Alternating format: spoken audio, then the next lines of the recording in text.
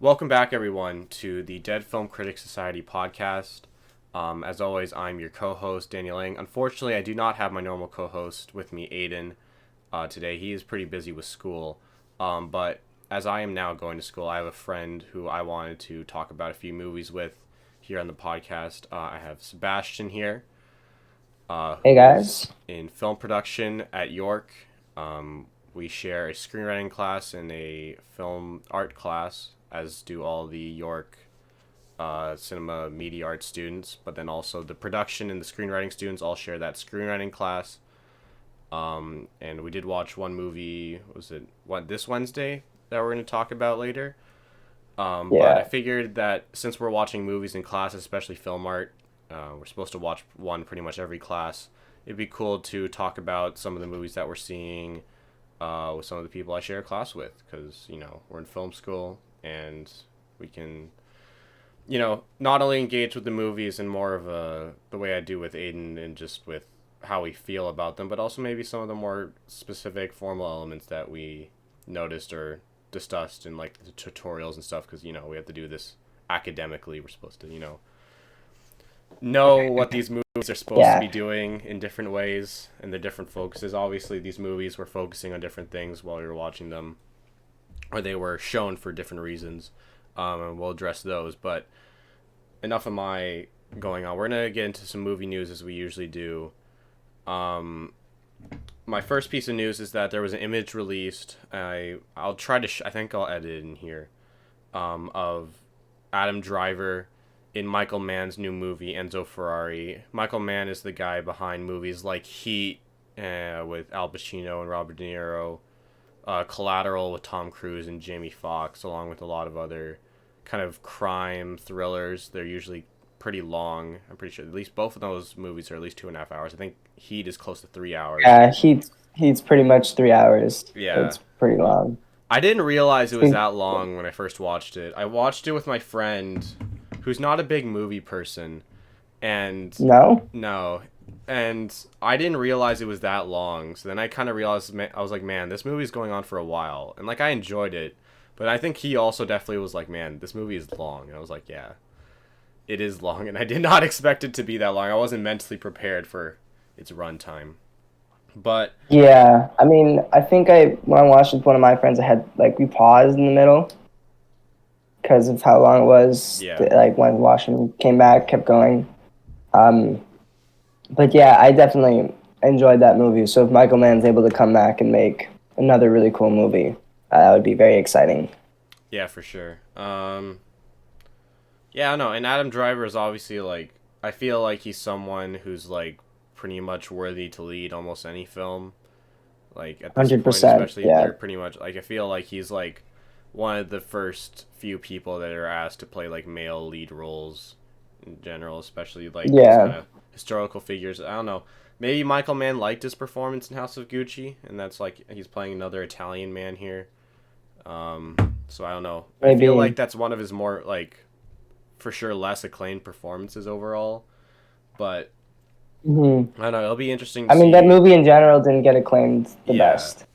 we'll It see was not, what Michael yeah. Mann does with this. I'm not like based on Heat. I don't even love Heat, and it's like his most acclaimed movie of all time. Really? I like Heat. Again, I don't know. Maybe if I rewatch it, I'll like it more. Again, I was not prepared for how long it was going to be.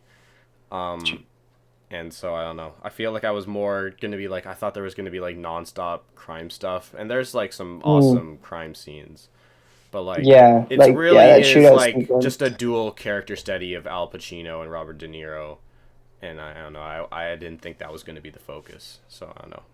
Okay, that Maybe my makes opinion sense. will Yeah, change on a second watch, knowing what it is. Um, yeah.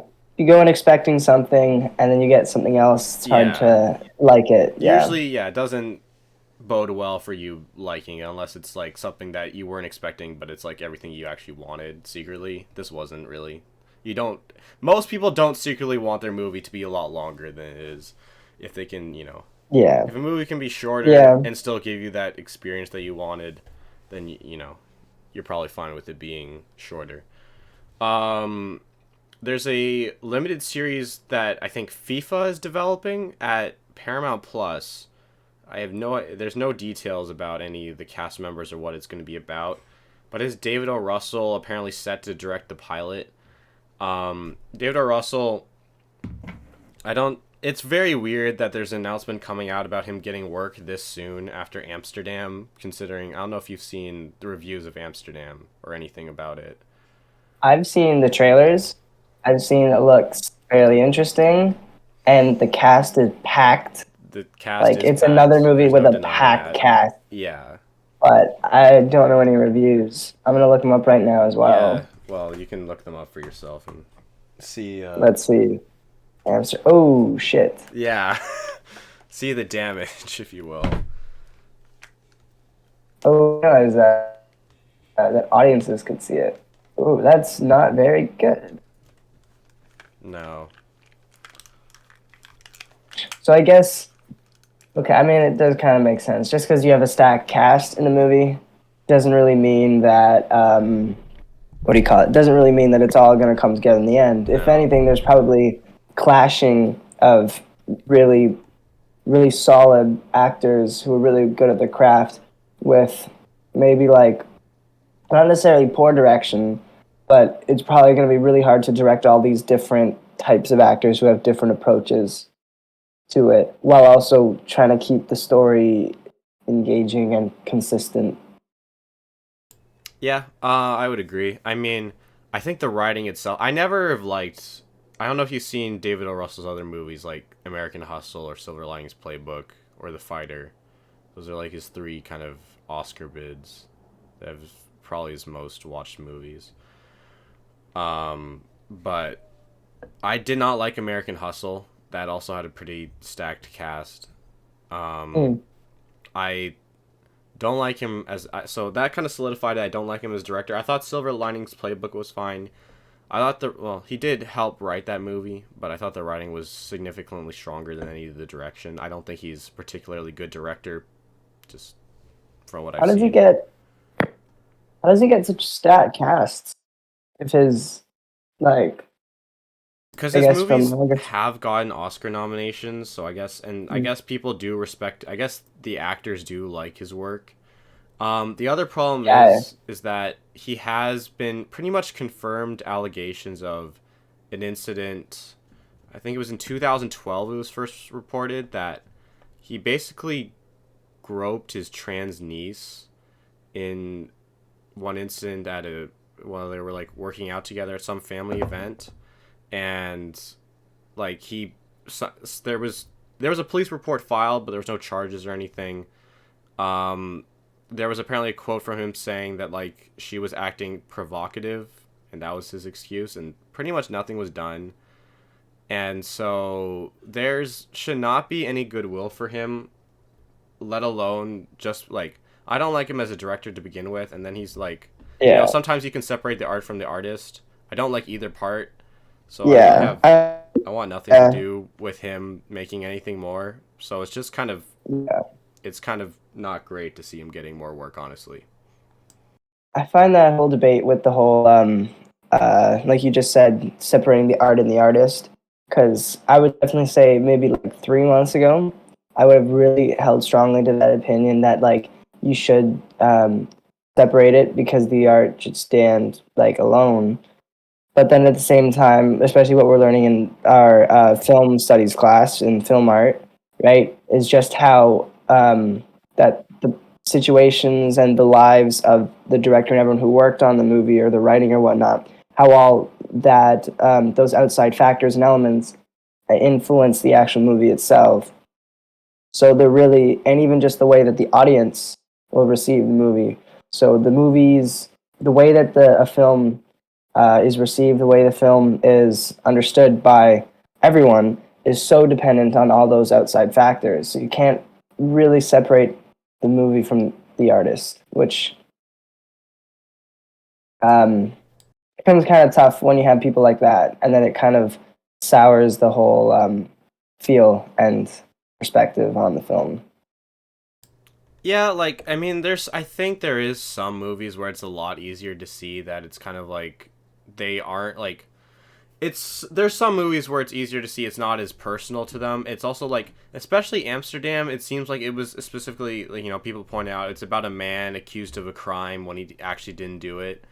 It could be that, Russell's trying to say that he didn't really do anything wrong, like, which is just frankly nonsense considering he basically admitted it. Um, but anyways, like, in other movies, it's a little hard to see. Like, for instance, like Chinatown, it's a really good movie. I think, especially like Woody Allen and Roman Polanski's films in general, from what I've seen from both of them, it is a little easier to separate. Like, it is kind of like, I can see how you can separate the art from the artist a little bit more in there. Like, especially Mhm. because what they did has nothing to do with the content of the movie at all. Certainly doesn't really have anything to do, I think, with Okay. the formal aspects of the movie or even what went behind. Like, it's not like their conduct, what they are known for being bad for, was on those movies, which is almost the opposite of David O. Russell as well, because he's also been known for being fairly verbally abusive to especially women on his sets. So, Really? like, again, like, there's one clip of him when he's like in his like direct like studio debut. I think it's called I Heart Huckabees, where he's just yelling at an actress, and it's just like, man, like, how does this guy still work? And like, personally, I don't think he's even that like talented enough to excuse it. So it's like, surely there's some other people who deserve the funding that's going towards him, both like just to be paid, but also the projects he's doing anyways. It's like, Yeah, yeah, there could be other yeah. things. Like, this FIFA thing doesn't sound like it's a project for like that he like his passion project. It's not like his project necessarily. It sounds like He was it's just only it's on a board. TV show as well. He's only directing the pilot, but it's like, why could someone else just not get hired to direct it instead? I'm sure there's plenty of other talented directors that also probably know more about soccer than I don't. Not that I can. Probably also know more about TV. Actually, Yeah. no, never mind. I'm looking at his IMDb. He's done a lot of TV as well. Well, a little bit. Interesting. Wait, maybe that's not true. I think I'm just reading this wrong. Yeah, I'm probably just reading this wrong. Okay. I think I'm reading it wrong. Interesting. I do have a couple more. So Shailene Woodley has been cast alongside Paul Dano, Seth Rogen, Sebastian Stan, and Pete Davidson in Craig Gillespie, who directed I, Tonya, and also Cruella. Okay. It's supposed to be called Dumb Money. It's an adaptation of The Antisocial Network, which was a really dumb name because it's the same guy who did the book that The Social Network is based on, which is my personal favorite movie. Um, and I think it's an adaptation by the guy who wrote The Hurt Locker and Zero Dark 30. At least that's what I remember it originally being reported as. I don't know, someone might have taken over. But it's the film is supposed to follow the Wall Street chaos from GameStop stock skyrocketing due to the Reddit collaboration and planning, and that's what the movie's supposed to be about. Hmm. Yeah, I don't know.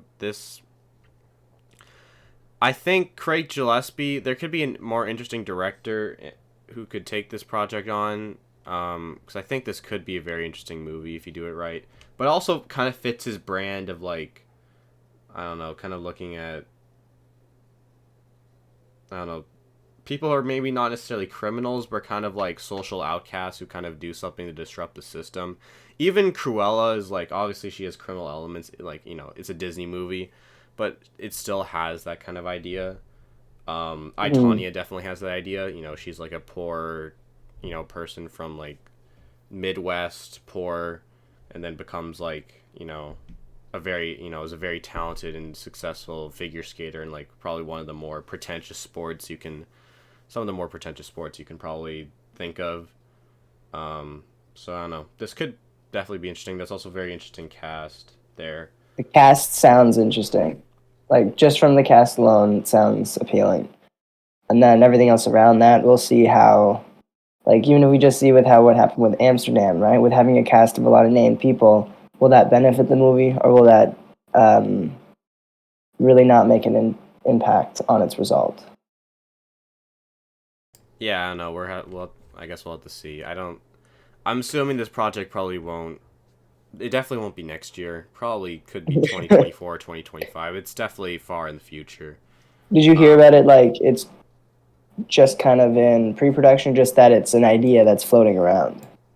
I first heard it was kind of like a script that was being written, like that a Okay. studio had prompted a guy to write.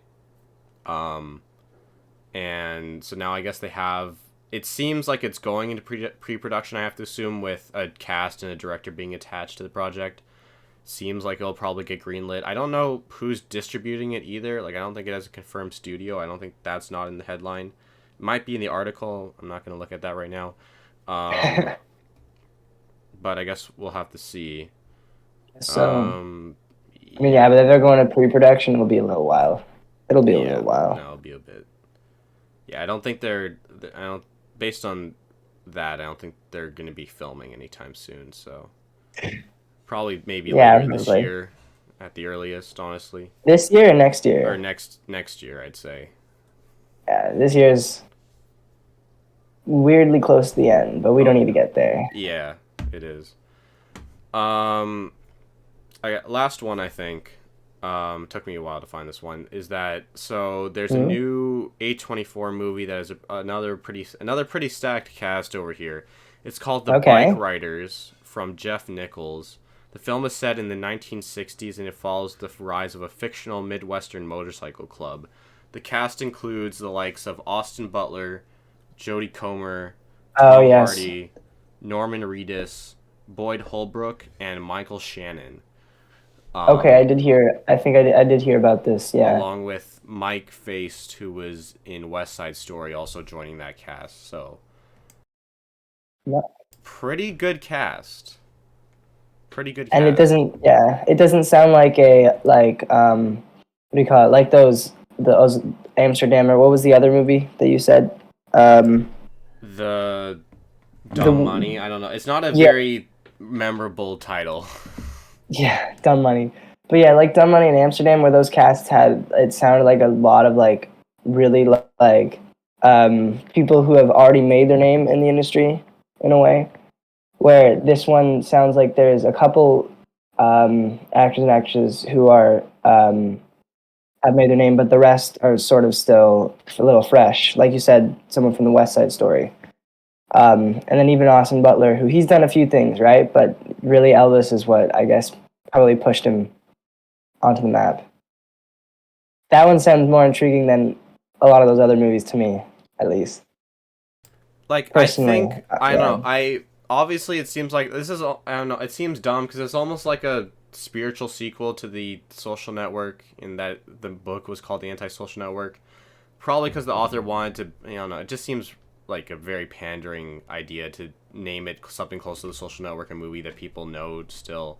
To name your book that just because it's hard to sell books, I guess. Is So, this the you're talking? This is the biker one? no, that's for Dumb Money. Oh, okay, okay, yeah, Yeah, because like Ben Mesrich, I believe his name is, wrote The Accidental okay. Billionaires, which the Social Network was based on, from which Aaron Sorkin wrote the script. And now he wrote the book about that they're basing it on about the Reddit stock thing with GameStop, and that's what they turned into a script that they have all those people attached to. Hmm. But yeah, that biker story. I don't remember what it was called. Is there a name or no? It was just that It was called. It had a name. What was it it? does. Okay. Just that new A24 movie. To me, I'm very intrigued by that, and I hope. I really like Michael Shannon as an actor. He's been doing a lot of work recently. Like he pops up in movies and you don't expect it. It's really cool to see. Like since I saw him in The Shape of Water, I've been really looking forward to seeing more of his work and just seeing really just go for it. And because he does a lot of different genres, which I think is cool. So I'm looking forward to seeing him in this movie. Yeah, I know. I like Michael Shannon in some ways. I think it's like I think he's a little bit like Willem Dafoe. You never see him in a lead role, but he also gives like very memorable supporting performances. Like Michael For Shannon hasn't sure. done something like The Lighthouse recently though. Like No. he's like Yeah. he has had a lead role. Like he was the co-lead in like 99 Homes, this insurance drama with Andrew Okay, yeah. Garfield, and I he was mean, he also the was also lead of Take in the Shelter back in yeah. 2011. But like his Okay. most memorable performance, like yeah, The Shape of Water for sure. Also, he got nominated for Nocturnal Animals. I think he's awesome in that. Wow. Yeah. Um, yeah, I I don't mean, know. he's also had his foot in the superhero door, Yeah, which is with interesting. he was I forget how to Zod. pronounce the name. Zod. Yeah, he Yeah, was Zod in Zack Snyder's Man of Steel. the title of the film was called just The Bike Riders. Not a again, Bike not the Rider. most creative Okay. title, but I'm sure it will probably change. I have to imagine, but maybe it won't. Who knows? Who knows? I mean, sometimes generic isn't bad. Like it depends, though. Sometimes hyper specificity can be can turn people off. Yeah. So at this point, I guess we can quickly discuss the Mario movie trailer. We Oh have yeah, both which seen it.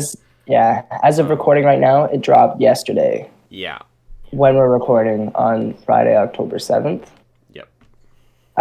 The Mario trailer dropped yesterday, and I don't know. I don't have very many. What do you call it? Huge feelings about it. I'm fairly neutral. I don't know how I feel about Chris Pratt's voice as Mario, though. Kind of feels a little lacking and empty to me. Yeah, like personally, I think it's fine. It was probably a movie I wasn't gonna see in theaters. The trailer did not convince me Yeah. otherwise. Um, yeah, I don't know. It really just sounded like Chris Pratt, but with just like a little thing in there to try to make his voice, I guess, closer to something Italian, but also like not so like cartoonish. That just like him doing an Italian accent, which I can't imagine he'd exactly perfect. Yeah, I don't know. Like, but then also if they like went, if he like really went for it and like did like, or if they like got someone else to like just do the Mario voice the whole time, while people were kind of saying like, oh, this isn't my Mario, it doesn't sound like him. It's like I don't Yeah. think they realize what they would probably be in for if they had to hear him sound like that for the entire movie. Probably giving like with all the dialogue, or potentially like I don't know, giving like a monologue about like I don't know what this movie's gonna explore, like I don't know friendship or whatever, because it's a kids movie, easy themes like that. But like if he like has a speech about friendship, just doing in that accent or trying to do anything with like any dramatic gravity would just Yeah. go right out the window immediately with I that. never really thought about And that, it's but yeah, like that no the one can yeah take anything. It's like, and maybe they should have done that. They should have maybe just approached it to not take anything about it seriously and just make it a fun, dumb kids movie the whole time and not include like literally maybe any like character objectives that or like themes at all. Um, like, and you could argue that Illumination kind of has done that with some of their movies, and it wouldn't be too off brand for them. But at the same time, there's like things, there's characters kind of want, like, minions want stuff. Yeah, do and like, they? I'm sure Mario does too. So, I don't know what they'll do with that. I don't know. But, Yeah, I definitely wasn't convinced to watch it in theaters either. yeah. But I it'll do be like interesting to Keegan Michael see. Key's voice again. Other people complaining like, "Oh, that doesn't sound like Toad," but it's like if you heard Toad's movie the whole time, And speaking he's doing like that with his like cartoony as voice. thing is Yeah. like because it's a video game, you hear his noises like every few like maybe if you're playing him every few seconds, you hear him like say the noise at the beginning of a Mario Kart game, or like Yeah. when he gets like hit by a shell or whatever, and it's like, But you don't but hear they're him not even speak speaking. every They're single not word. speaking words. They're just sounds, and it's like that can't be an entire movie. That would be. I mean, I feel like that would be an interesting creative challenge to try to create a compelling story when the characters are basically just only making their noises the whole time. Yeah. But that It, was it never would gonna happen. They have to sell this movie to children, so they need to be speaking English.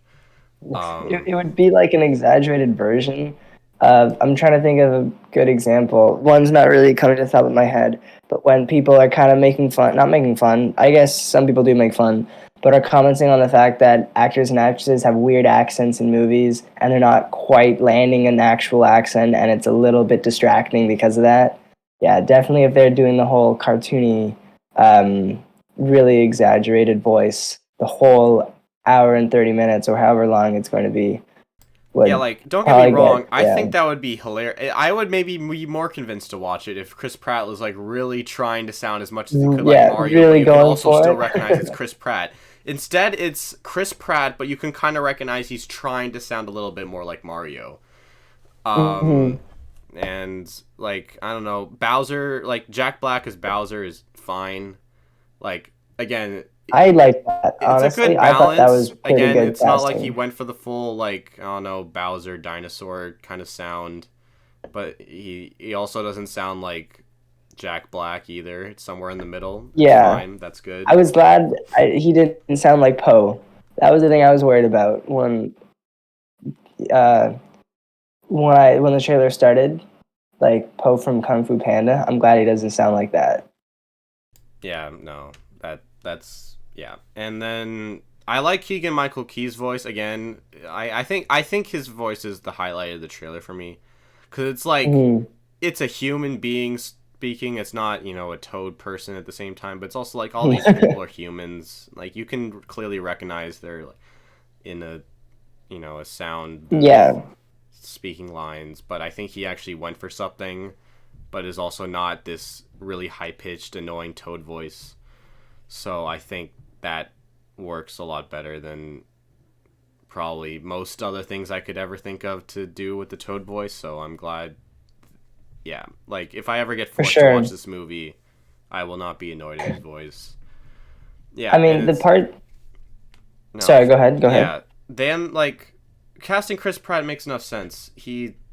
People have liked his voice in other movies, like the Lego Movie, for example. It's like, but that's just him. But they work with that very well because he just sounds like a very generic guy.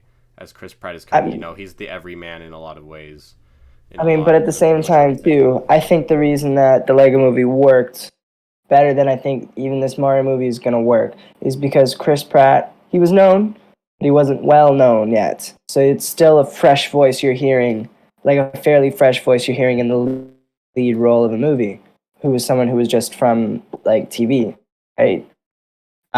And so I thought that part, and like you said, the fact that he's a generic voice really made that movie feel special and unique. Plus, the movie's animation style, the technical work, and the story were pretty solid for a kids' movie, Oh yeah, which is like always great to I'm appreciate. pretty sure that all the formal elements and all the writing of the Lego movie is going to be better than anything this Mario movie is going to give us.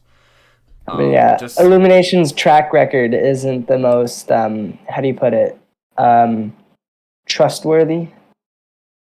I would just say it's nothing you would ever really want to watch again. There's some stuff you could watch once and be like, sure. There's some stuff you probably never want to watch. And everything else is like you never really want to watch it again. But it makes money anyways because But they yeah, have animated half the movies budget of racking Pixar. Sometimes much better IPs, especially now that with Minions, obviously those are an easy sell. And then, yeah. that equals easy money. And also I half mean, the effort probably in half the budget usually means like half the animators, maybe half the writers, and maybe half the time. So it's a much more of a product that's quickly pushed out, even more than Pixar is already, and people have been yeah. accusing them more of doing that. So Illumination is But I just mean, a bigger even problem in that the way. even the animation in this trailer, um, I don't like. I'm pretty impressed with the way that the technical aspect of the animation is going. Like the way that the world is being built, the rendering, the detail. I think it's crazy how fast everything's come, but at the same time, or sorry, how far everything has gone with that in such a short amount of time. But at the same time, none of that means anything if the story is not going to be any good.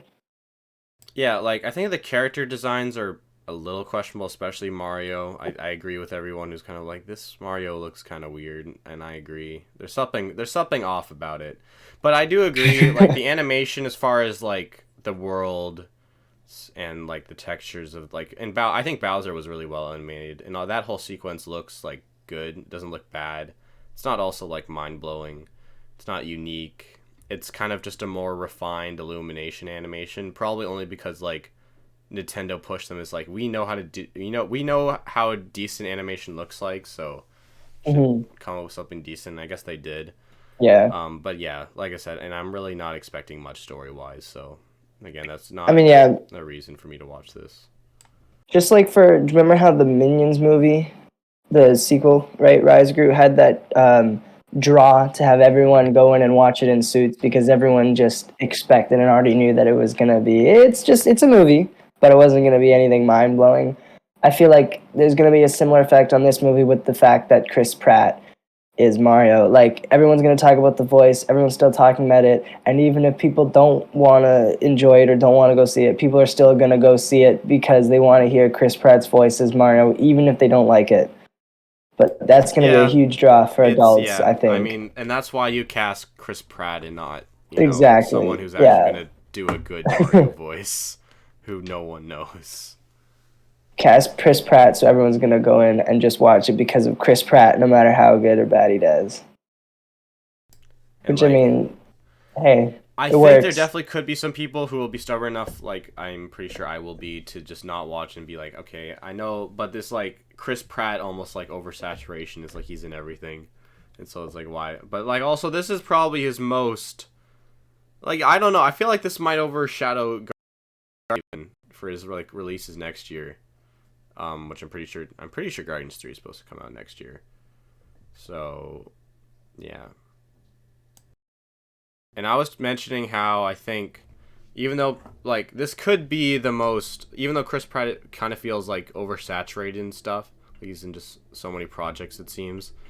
It also this might be his most like anticipated, or people like are most interested in seeing what he's doing actually, like even more than I think Guardians 3, only because people know who that character is. Yeah, yeah. Yeah, people are concerned with how good of a job he's gonna do. Yeah, yeah. Huh. Well, I think we're just gonna have to see come April how that goes, unless we wait until it's released somewhere else. Somewhere else. Yeah, I don't know where it would be really Universal. I don't know.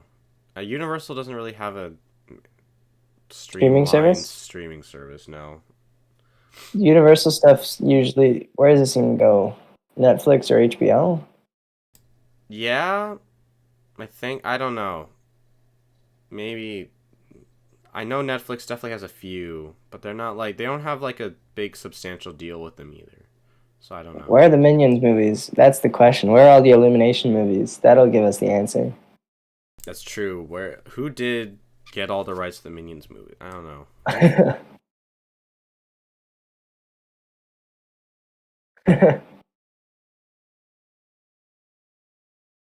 Oh, is that where you can check?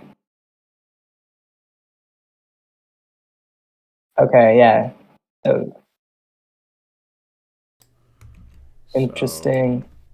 I don't know if that goes for the other stuff that they have. Let's take a look at Illumination. Despicable Me movie is also on Crave. So it seems their stuff is on Crave. The new Rise of Gru is not yet. Probably because it just released this year. Secret Life of Pets is on Netflix. So it varies. It does vary. Sing is on Netflix as well. So I guess it's a combination. I guess you are right. It's like a combination of like Warner Brothers / HBO and um, Netflix. So yeah. I guess we'll look forward to seeing it show up there Yeah, I don't know. sometime Maybe late they'll. next year. Yeah, I don't know. Maybe we'll see it on Netflix. Feels like Netflix. I feel like Netflix might be willing out to shell out some cash for this, assuming it does well at the box office. Yeah. I yeah, should do well. I don't see why it wouldn't unless people decide just not to go, which I don't see happening. Yeah, and Mario's just a big enough IP that it's like kids still like Mhm. Mario. Adults, everyone loves. There are people from pretty much every generation that love Mario, so that's like Yeah. you get that much, that diversity in your demographics as far as age goes, and you're probably have very little chance to fail. And I can't imagine the budget of this was too high. I don't know, because like especially the way Chris Pratt was talking, he probably didn't insist on getting like a massive check for this role. Probably because he was just like, oh, I get to play Mario, so like, and I always loved Mario, so like I don't need to get paid that much. He's got other stuff anyways. I don't know. I don't know how much they're paying him for like Garfield or I Guardians, but mean, like I don't know. he probably gets paid a decent amount. Like, yeah, I wouldn't. Yeah, I don't see any reason why he wouldn't get paid a lot. Just because of how much credibility he has now. Like he's almost at that stage like that The Rock has, where you see The Rock in any movie and it's like, oh, okay, it's time to go watch the movie that Dwayne Johnson's in, right? Like he's Yeah, starting to get to that he stage. is getting closer to that stage, but yeah, I don't know. He also does attach himself to like well-mannered IPs more than The Rock has. Like The Rock attached himself That's to like also a true. Disney theme park ride, a reboot of an old board game movie, and now he is a DC character. Definitely not the like one of the more well-known ones, but neither was Guardians when it first came Yeah, out. So we'll have to see and how that goes. The Rock did a bunch of just random action movies, which I mean also sounds like something Bruce Willis did a little bit, I guess, and even who else did that? What's his name? Jason Statham did a lot of that. Yeah. So Random like crime action movies. yeah. Well, yeah, I don't know. We'll see. Um, I'm honestly maybe more curious to see what I don't know. Maybe it's just because I don't know what it is, but see how Chris Pratt is as Garfield. Um, I can't help but not laugh. I can't help but to laugh at the thought of that. It's gonna be interesting, yeah. but I mean, Um, like you were saying, the voice of Chris Pratt is recognizable, and um, people will go to watch a movie to see Chris Pratt in it. Speaking of going to see a movie with an actor in it, apparently for the new Deadpool movie, right? Hugh Jackman's coming back, which I think is even more exciting than the Mario trailer, personally. But I find it interesting too how what do you call it? The way that they went about showcasing that and bringing that information to light, which is pretty cool. yeah, like I can appreciate trying to market in a different way. I honestly didn't see it. I just heard about it Oh, and was you like, didn't? okay. I don't care about Deadpool at all. I didn't even bother. No. I Okay. also don't like Ryan Reynolds. To me is a very overrated both as an actor, honestly. Not that he's like has massive acclaim as like, an Oscar worthy actor or anything. For But sure. For also as like sure. a box office draw. I don't find him that charming or even like I think his handsomeness is also overrated personally. Um he's not even the most good-looking Ryan in Hollywood. I'd give that to Gosling. Um, and like, yeah, Deadpool, I did not enjoy at all.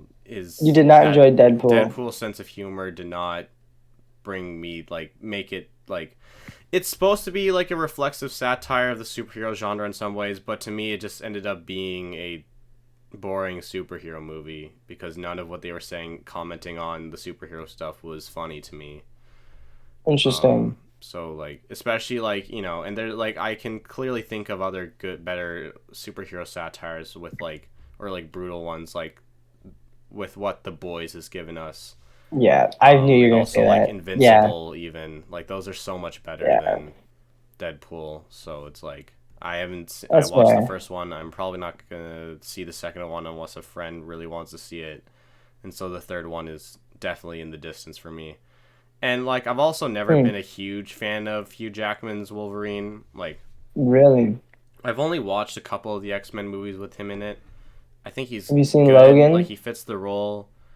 I saw Logan. I think Logan's overrated as well though. I'm Really? not a massive fan of Interesting. Logan. Um yeah, like it's good, but I don't know. People calling it like one of the best superhero, even one of the best superhero films of the decade or of all time was like I don't know. Hmm. Interesting. Who else was next? I think we can probably get into some of the talking about some of the movies now. Probably, Um, yeah. We definitely darted around everywhere. yeah, I think we've gone every which way now at this point with news. Um, so I guess we'll just talk about them in the order that we ended up seeing them. Sure. So, or at least how well we had listed. I'm pretty sure we saw them in that order. We'll talk about. So we're gonna talk about The Wizard of Oz, which, if you don't know already, is a 1939 film, I believe, directed by Yeah. Victor Fleming. I believe it's 1939. I'm pretty sure. Yeah, 1939. 1939. Surprised me because it was like the same year that a movie like Stagecoach, which is John Ford, Yeah. or yeah, John Ford, Stagecoach. I was so shocked when I found out that those movies came out the same year. That surprised me, just because Mm, of the whole the scope difference, and the actual look on screen, yeah. No, right? for sure. Stars Judy Garland, Ray Bolger, Jack Haley, Burt Lair, and Margaret Hamilton. Um, and Frank Morgan, all in dual roles except for Judy Garland, of course. If that, I don't know, I guess that's technically a spoiler, but it's pretty obvious. Uh, It's Especially hard today. to I mean, know. I guess not as much with the Scarecrow, the Tin Man, and the Lion, because they do have heavy costuming and makeup going on there. Um, but like it's kind of But at the easy to same see, time, especially at the end. It's very clear that you know they're the same characters. I mean, and I don't really know very many people who haven't heard of The Wizard of Oz. Yeah, that Pretty is the classic. easiest thing to talk about in this movie is how it's like staying power, because like there are a lot of iconic things about this. This is influenced, I think, just a lot of family friendly content overall, because like I feel like a lot of kids movies, it is kind of about escapism, is about seeing a character maybe in a little bit of a conflict, and then like going to another place or like another land or another world, and they get to experience there's obviously usually a threat there,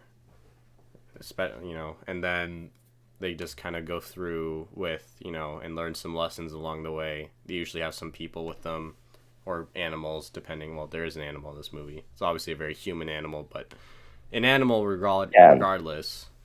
Um, and then they learn a lesson, and then they go back.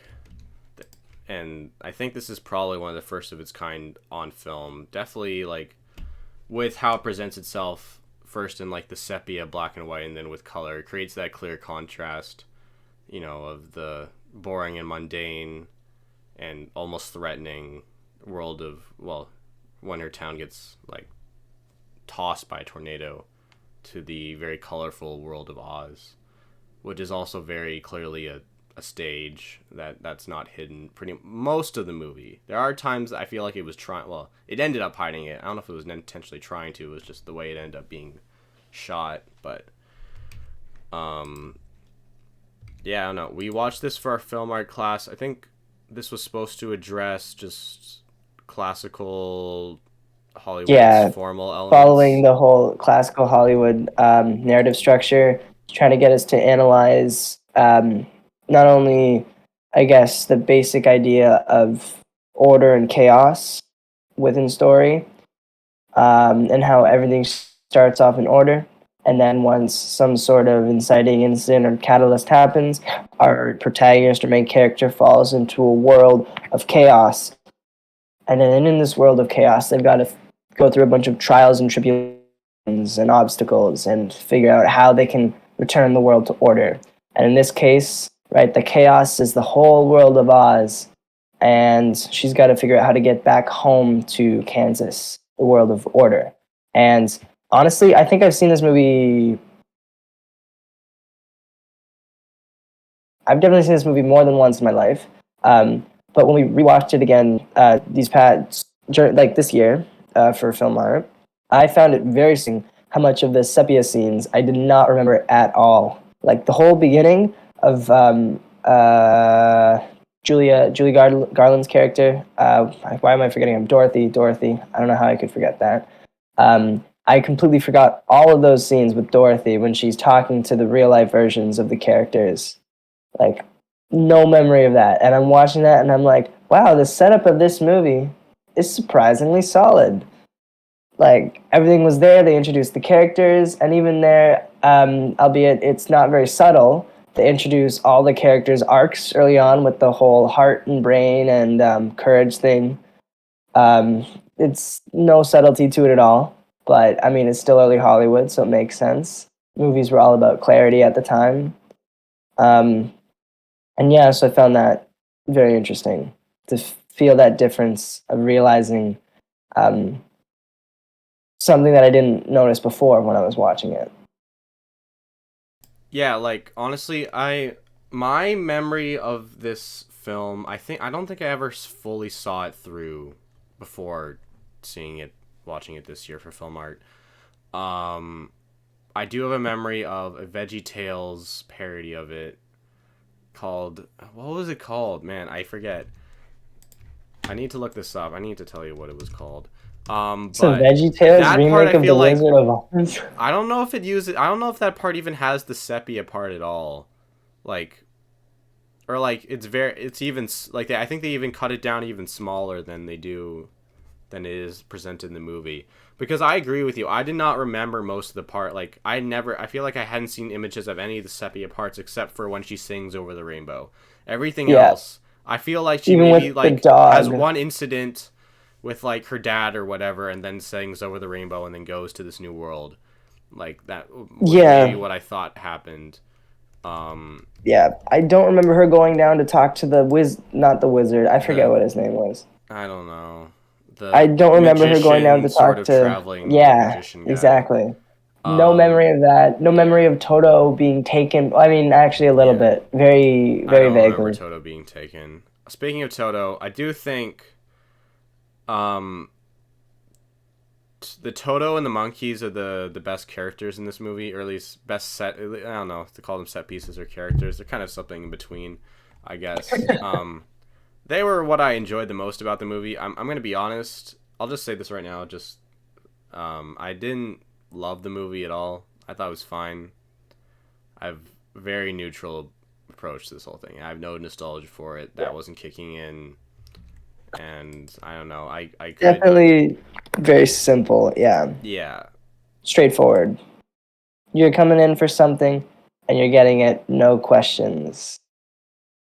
But I do found the part for me with the movie structurally that kind of bothered me a little bit was that they didn't really have a strong midpoint in the movie.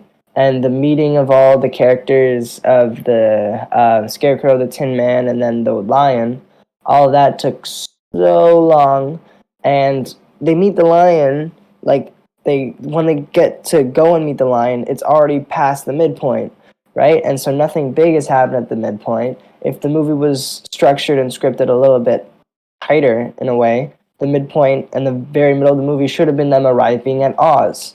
And then I think they probably should have spent more time on their new quest, right, that they were given to go and kill and destroy the Wicked Witch. That would have made the pacing of the movie go a little bit not only faster, but it would have allowed them to have a little bit more exploration of the characters, right, and of who they are, instead of just meeting them and spending so much time meeting them, and then the end just happens like that really quickly.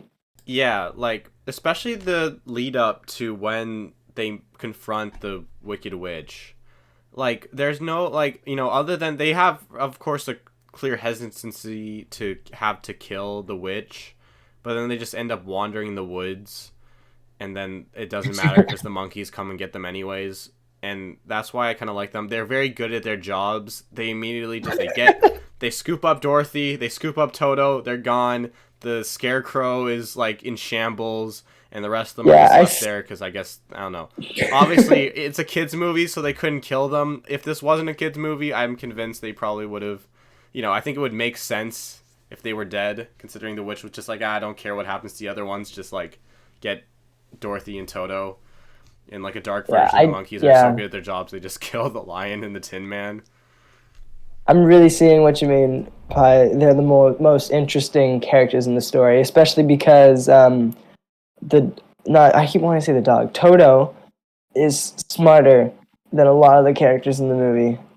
Like Toto keeps Yeah. escaping. Toto frees himself every which way.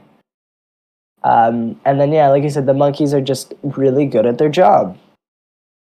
Which is like very confusing because then like there's only one monkey in the end. Instead, there's all those like guards who don't do anything, and they just like none of them even like get down They're more Madame incompetent. Yeah, President when the freaking water gets thrown at her. They just all kind of stand there and then they see her melting.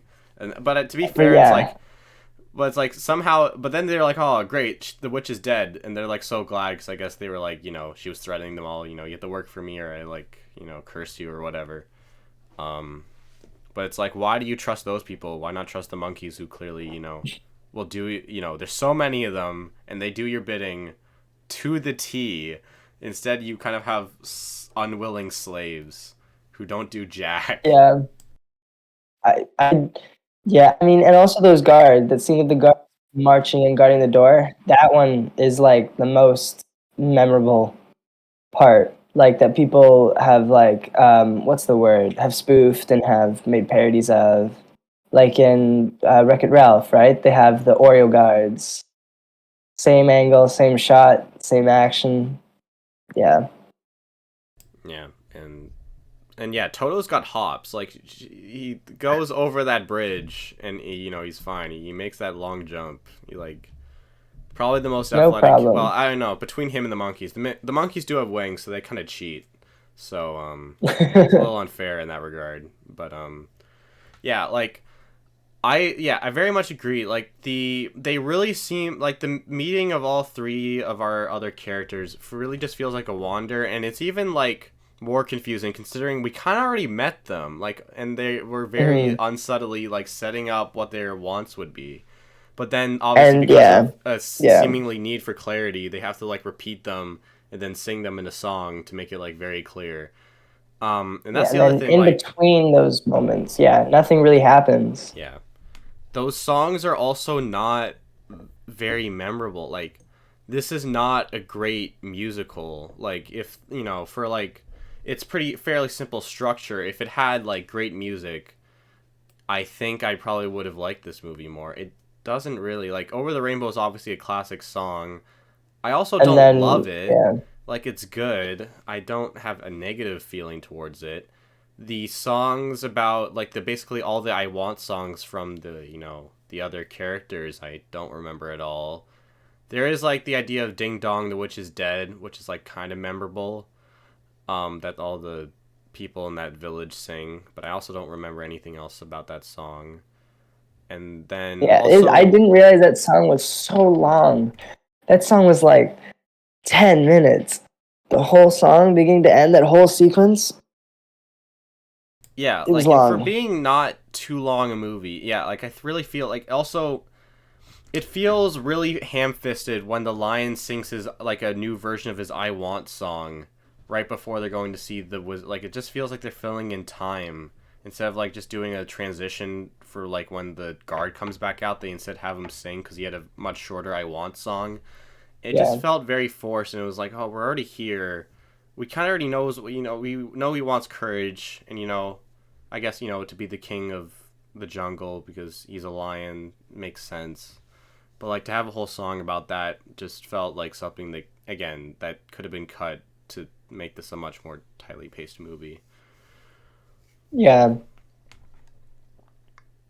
yeah. So, in conclusion, what's our conclusion about The Wizard of Oz? Um, I don't know. It's fine. I have no need to watch it again. And I guess by saying it's fine, I guess it's overrated. Like, yes, it has iconic lines like, there's no place like home. Don't think we're in Kansas anymore.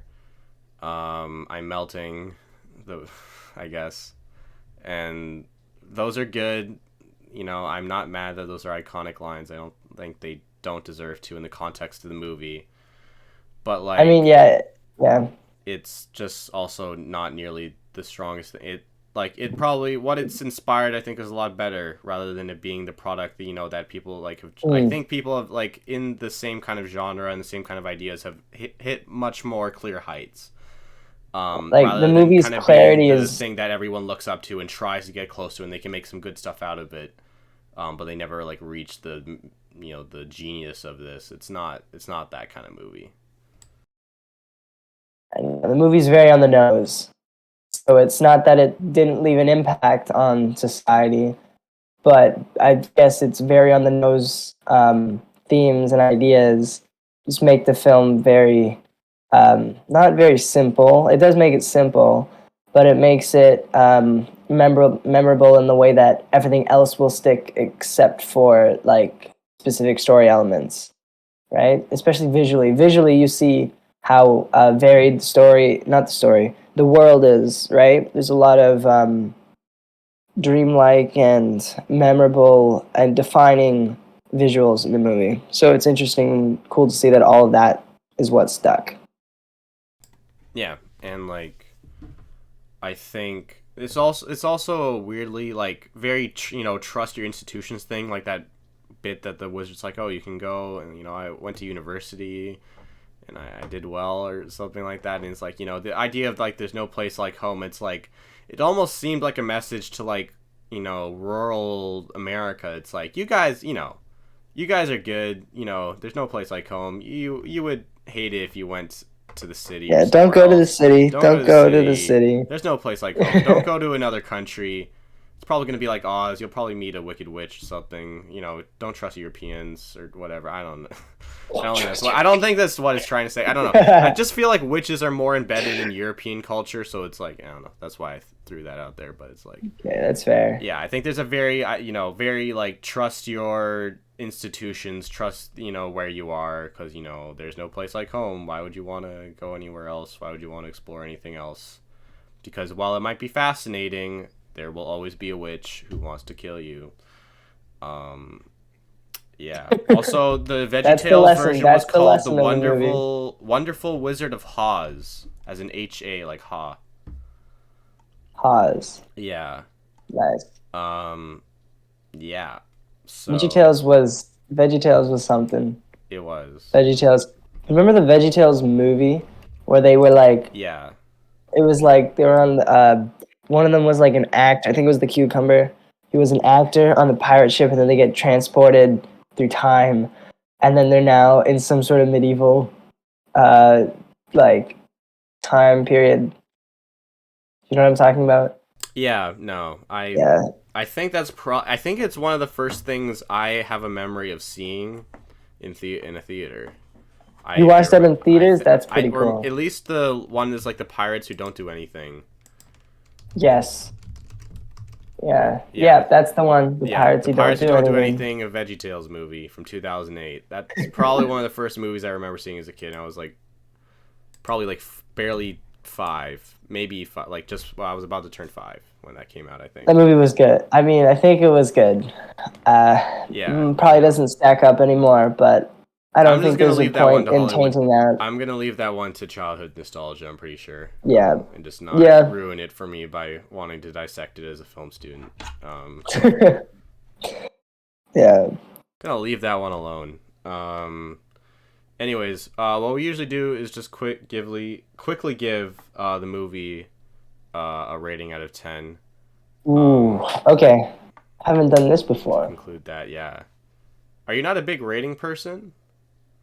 No, I'm not. I don't usually like to yeah, give it like a rating or a number to a movie or like a grade or whatever, because everything is different. Every movie has its own unique things, and especially having made short films, and actually this summer I tried to make a feature film, right? And after doing that whole process, I'm really seeing how every movie, yeah, no matter how good or bad, has so much freaking work put into it, so much care from, even if it's not the director didn't care, but everyone around it put all of their effort and so much work into trying to make this film be something special.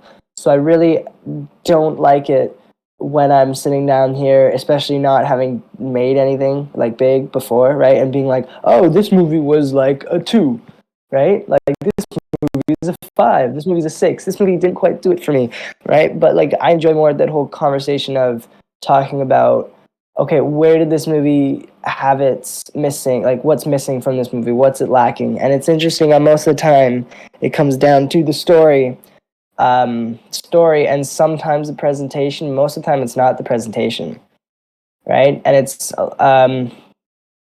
like I enjoyed The Wizard of Oz. I wouldn't say I didn't enjoy watching the movie, but I would definitely say there's some issues I had with it structurally. But even with like one of my favorite movies, Rocket Man, I have issues with the way they did the third act of that movie. But I still freaking love that movie. Makes me feel um, really, really good when I watch that one. So I would say it's a similar thing for The Wizard of Oz. But if I were to give it a rating, as a like it's out of 10, you said, right? Out of 10. So as a not like necessarily a kids movie, but as a movie that's had such an impact on the zeitgeist in the way that film and even just social media now and everyone kind of is, I think I'd give it 7 out of 10, 6 or 7 out of 10, around there, All right. something like that. Yeah, and I can respect that. Like, I have started to understand how much work it takes to put together a film. Like, it was very interesting because last year I was doing a Bible college program in BC. You were And one telling of me about our that, yeah. assignments was to do a film, kind of doing it. It almost always ends up being comedic when the students take on this project, but it's like a retelling of the Old Testament of the Bible. Okay, And like, yeah, it's obviously, for being like, kind of an amateurish, like it ended up being like 45-ish minutes film, Wow, that's which is impressive. pretty long. Yeah, it could How'd have you been get it that longer, long? honestly. It could have been longer, but How did you get that it had long? to be under, like, it was supposed to be under half an hour. But yeah, just Was the it like experience of like, pacing issues, or was there just that much like stuff you needed to put in? I'd say it was very fast paced. Because there was Wow. because there's the Old Testament's so big. We were trying to tell like these That's stories that true. take up like chapters of a book. Like there's books within the Bible, right? So we're telling like Yeah, multiple yeah. books and trying to condense the chapters down into like scenes of like, and Interesting. which are very quick scenes, obviously, because we're trying to take a whole chapter and basically make it one scene. Which book of Um, the Old Testament did you it was do? like different one. Like there's Genesis. Okay. We have like Yeah. the story of Moses and of Okay. Abraham, So which it was was amazing. chapters from each sort, like random chapters from different books of the Old Testament. Yeah, and like some of them we ended up Okay, yeah. cutting from like our initial plan. Like I remember I was supposed to write Daniel because it's my name. Daniel. We didn't end up doing that at all. What was the other one we had to cut? I'm trying to remember. We had Esther. I don't know if you know the story of Esther at all. Vaguely, vaguely. Uh, Yeah, I went to Catholic I high don't school as remember what the well. other one So, was, but anyways, like yeah, just the point is from that experience, it's like yeah, it obviously takes a lot of work to make a film. Obviously, that wasn't like and that was a pretty like I didn't find it too stressful. I thought I was kind of having the time of my life. I'm not gonna lie, like just making a film with all these people who had become my friends was just awesome. And like some people were coming stressed because it was a big like group project and like we all had to contribute. And like I took on multiple roles. Like I didn't get selected as like the directors. I think the directors more were like I'd say like the way we said directors was more like they were the producers in a lot of way. They were like getting everyone hmm, organized, being on set, trying to get everything together, making sure all the writers who were writing different parts of the story had them down, getting the actors for what yeah. scenes they'd be, getting the people who'd be in charge of each department. So I kind of ended up directing it because a lot of the time I would be like giving suggestions of how we were gonna shoot a scene, how we take the script and actually like visualize it. I was also like helping shoot it like with like camera moves and like where we would place the camera to like because we were all just using natural light the whole time because that's pretty much all we had available to us most of the time. Yeah. Um, and just also edited a lot of the film because I was only one of the only people who Wow. knew how to use Premiere. So like yeah, like but all of that was just a lot of fun, and I know it takes a lot of 45 minutes is impressive though. It takes a lot of Honestly, work. that's Like impressive. I'll send you the link to it if you want. I wouldn't expect you to watch all of it. Again, it is very fast paced. Like the when we watched it I'll all give it a together with everyone, the movie just flew by. Even though it was like there was also one yeah. part where I screwed up the editing and there was like a double layer of audio, but people just laughed at it. And it was like but that was kind of the point. The whole movie was supposed to be funny. That must have been such a nice experience watching that with everyone who worked on it there. That must have been awesome. Like nothing beats that feeling. No, it was really cool, and that's why I've been interested in trying to work on a film like this year. So like that Cool. feeling of just being working on a film, I think was something that I really just got a lot out of. Um, and yeah, as far as like ratings go, I just like things to be binary. I don't know. That's just kind of how my brain works. I make so many lists of different like a lot of rankings, but also just like organizing movies and how I think about them or like different Cool. like director rankings or like year rankings and that kind of stuff Nice. Okay, that's pretty for me, cool. and that's kind of like how I like to do it. And as far as like giving it a rating, it's like I think it's more just a reminder to me like how I feel the quality of a film is, so that if I want to rewatch it I Hmm. can give like a more defined reminder to myself of what I think is better than other films. So then if I Instead recommending of a film just to a someone else, I'm maybe, like, okay, yeah. let me look at what I've rated like a 10 or a 9 and be like, okay, this Mm. I think this is a good movie for sure. So you should Or go I watch it like, or again. yeah, Yeah, that and I makes want to sense. go watch it again, or I want to watch it with a friend, or I'll like recommend it to somebody. That would be my So what do you give rating The for Wizard it. of Oz? I'd give it a 5 out of 10. I yeah, Very like mid, very mediocre, yeah, right in the like middle. I Yeah. think its sort of cultural impact is a lot separated from its actual content in the formal elements again, which are pretty Yeah. revolutionary for the time. But just viewing it as a film today, its formal some of its formal elements also don't age the best. Some of them, like the stuff in Tornado, I think was very impressive. It's like how they were able to overlay that Yeah. like in 1939 just seamlessly. It seemed And the was very shot impressive. when the sepia turns into color, that Also shot very was beautiful. also yeah, very impressive work there.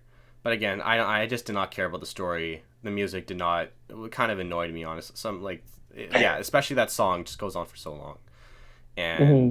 I didn't care that much about Dorothy, so I don't know, I didn't care Yeah. too much. So yeah, 5 out of 10. All right, let's move on to Double Indemnity, which is a it's not 1944, directed by Billy Wilder, starring I don't that's the part I don't I just don't remember. I don't know who these people are. I Uh, didn't know the female character's name until like halfway through the movie. the stars of the movie themselves are Fred McMurray as Walter Neff, Barbara Stanwyck as Phyllis Dietrichson, Edward G. Robinson as Keyes, Porter Hall as Mr. Jackson, Richard Gaines as Edward Norton Jr., and then Jean Heather as Lola Dietrichson. Um, this is one of the classic examples of film noir, or the hard-boiled detective, as was heavily discussed before we watched the film. Written also by Billy Wilder, adapted from I think it was James N. Can who wrote. Yeah, he was he the one who wrote the book? I think he was the one who wrote the book, and then co-written by Billy Wilder, Raymond Chandler for the screenplay, I Hmm. believe. Or that might be it. Might be I might be swapping Something Raymond like that. Chandler and James Can's roles around. I'm not sure, but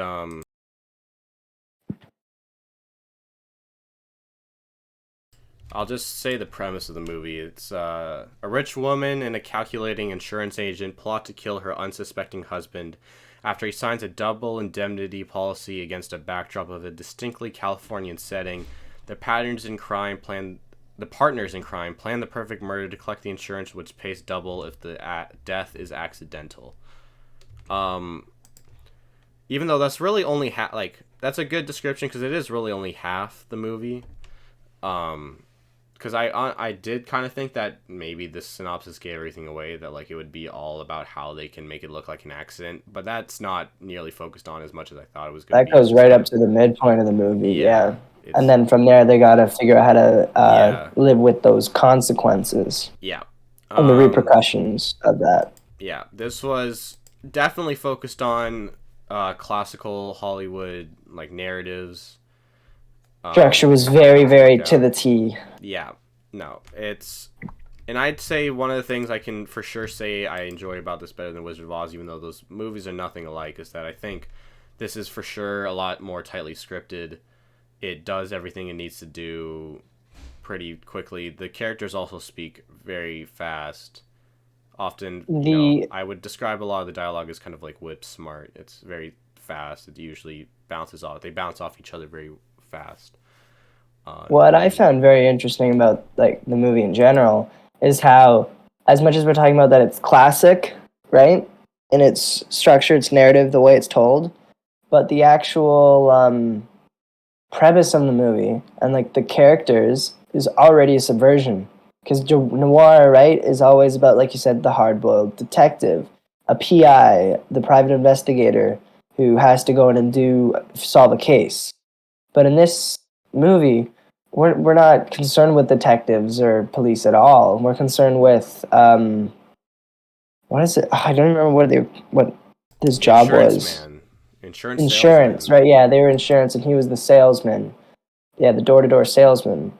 Um, and so the fact they were going off that, and only the last half of the movie is about solving a case and getting to the bottom of it, um, I find interesting. Which it already is a subversion of the genre at the time. Yeah, that's true. I mean, I think noirs are definitely mainly defined by their just moral ambiguity in their main characters. It's the first time you kind of have a character who's not clearly good, I'd say, or innocent in any way. Like, there's obviously the argument to be made, like, Dorothy kills two people, but they were obviously both accidents. But anyways, like, this character makes intentional decisions to kill someone. And it's, it kind of tries to convince us, at least especially in the first half, that it was for love, and then it becomes very muddled.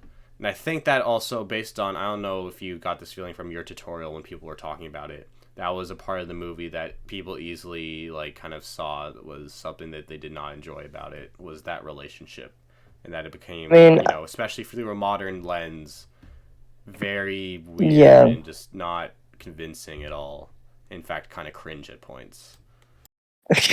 he kept calling her baby over and over again. Yeah, but actually, in my tutorial, we didn't really talk very much about the movie. I pretty much was talking to myself, like because we were told to get into groups and try to recall what the plot and the story was, right? Because they're two different things. And so I was just there saying things about what happened in the movie and just saying all of my thoughts out loud because no one was saying anything and everyone was just sitting there nodding like, oh, yeah, that's what happened. Yeah. So I didn't really have much discussion, and discussion on this film would have been interesting. I don't I don't know. I feel kind of like how you felt towards The Wizard of Oz about this movie. Okay, Like, yeah. that's fine. I mean, I don't know. I looked at like I was curious because I also looked at the other ratings that because I figured at least a couple other people in the film art class would be on Letterboxd, so I looked at all the recent diary entries. It's not like the most popular movies. It's like it just happens to be like 10 dozen or so reviews. I'm like, most of these are York people. You look at what they've also seen, Afronauts. They've logged Wizard of Oz. Okay, yeah, this can't. Nice. Yeah, Okay. this got to be the same group of people. And it definitely was mixed. Like I did see someone give it a 9. Someone gave it a 4. Um, I so wouldn't give it a 4. That's pretty there was low. definitely mixed feelings on this film. I personally like. I don't know. I don't feel any compulsion to watch this again. Is what Hmm. I'll say. I think I like it better than The Wizard of Oz. It yeah, like the relationship. I don't know, something about a lot of acting from like older movies just does not throw me the right way, and only some, like I think Casablanca does. I think it's more like its cheesier lines are also its most iconic, which I guess you could say the same Oh, about The that's Wizard of the Oz. frankly, honey, I don't give a damn, right? Yeah, frankly, my dear, Yeah. I don't. Okay. Yeah, and like stuff like that. Here, it's like no one ever wants to hear Walter say "baby" again in any movie. Like it's just and he says it Ever. so much in the movie, and I think that's one of the big factors of what just dampens the at least the definitely the second half where you kind of have to contemplate. It's like, okay, they did this to be together, but also it's like you're not like They you're can't left be with just the together. relationship more, and obviously there's the everyone else trying to figure out what happened, which doesn't if it was just the relationship, which is kind of how I feel about Decision to Leave. I feel like Decision to Leave almost now that I think about it, it's the Park Chan Wook's newest movie that I saw at TIFF, and thinking about it, they have some similarities because in the first half it's kind of a clear mystery, and like that they figure that out. There's a clear crime there, and then the second half is kind of about the relationship. It's not so much about the relationship because obviously you still have Keys trying to figure out what was going on, and Walter kind of being nervous that he's figuring it out, which helps kind of distract from the more lacking relationship. And there's obviously a lot of other complications that make this more interesting. But Mm. yeah, no, I that relationship was just not very convincing, and so therefore you're like, why is this guy doing it? You could argue there's like, he could be doing it for ego. It's like, oh, I'm an insurance man. I'm going to be the only person who knows exactly how we can pull off this insurance murder scam. There's the romance in it is like, I'm going to do it for this girl. And then there's obviously the simple fact of the money. It's like, oh, you get a bunch of money. There's like a few motivations. I think it's probably a combination of all of them. Um, Hmm. I think it maybe would be more convincing if it kind of showed that, like, because he has things going for him, right? He's a sales, they say he's like a salesman of the year. He seems to have a pretty good job. He like lives alone and everything, but it's like he seems to be doing okay.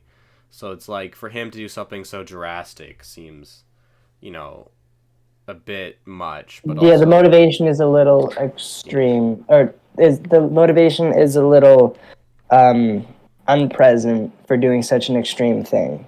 Yeah, and also, I mean, I would say I only like two things from the movie. Two things, two big things that actually stood out.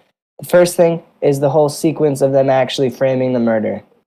That was like intense, and I felt something during that whole sequence. Like, oh, are they going to get away with it? Are they going to do it? That middle part of the movie was really solid. And then at the end of the sequence, when you think something's going to go wrong, and it's like, oh, what are they going to do? And they just kind of built that tension, and the rise and fall of that intensity and concern for our characters was really solid. This is the first thing. The second thing I really enjoyed about the movie was the whole call and response thing with lighting the cigarette with the match, or lighting the cigar with the match. And yeah, every time Keys had to light a cigarette, Walter would take out his match, light it, so that he could help him um, light him up to smoke, and then just that payoff at the end of flipping that around. Um, that I thought that was really solid, and I thoroughly enjoyed both those aspects of the movie.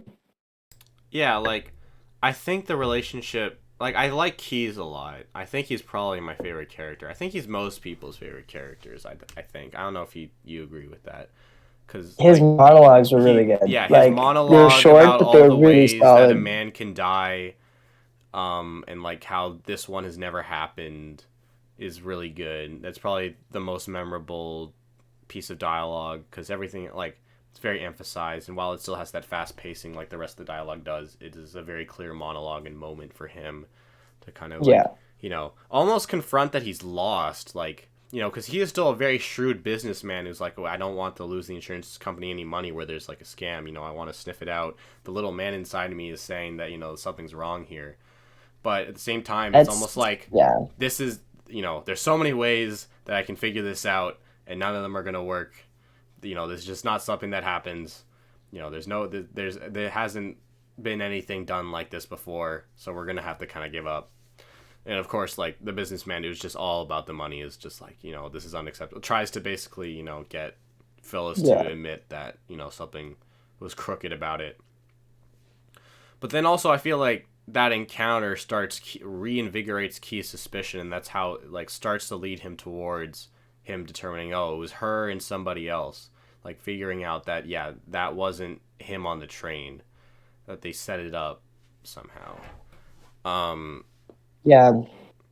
and it's very interesting though that like I think the ending conclusion of what his intentions are were a little bit muddled. That was something that was discussed in my tutorial. It was like, what is The he ending going to intentions. exactly do? Like when in the final Oh yeah, confrontation, because like the murders were a little bit out of pocket, like out of nowhere. There was no real, um, like for when they murdered each other with the gun. Like, you know what I'm talking about? Yeah, that whole scene. I just, not that I wasn't expecting it. I mean, I definitely didn't expect him to just straight up to her gut, bang, bang, shoot her. And that was a little jarring for me.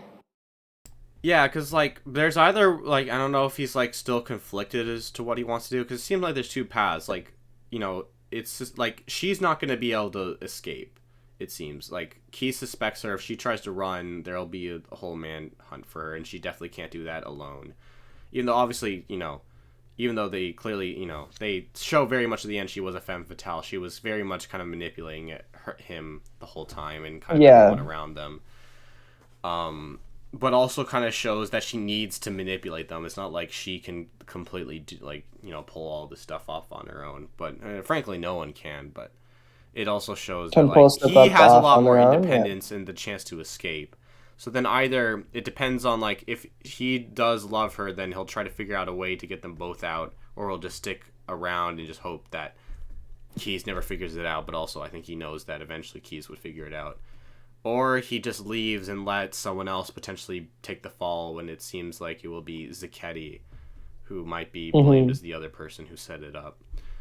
Um, but then yeah, he goes to the house, he gets shot, and then I don't know. I feel like this was something that wasn't talked about enough, but like all of a sudden she feels something for him, and that's why she didn't fire the second shot.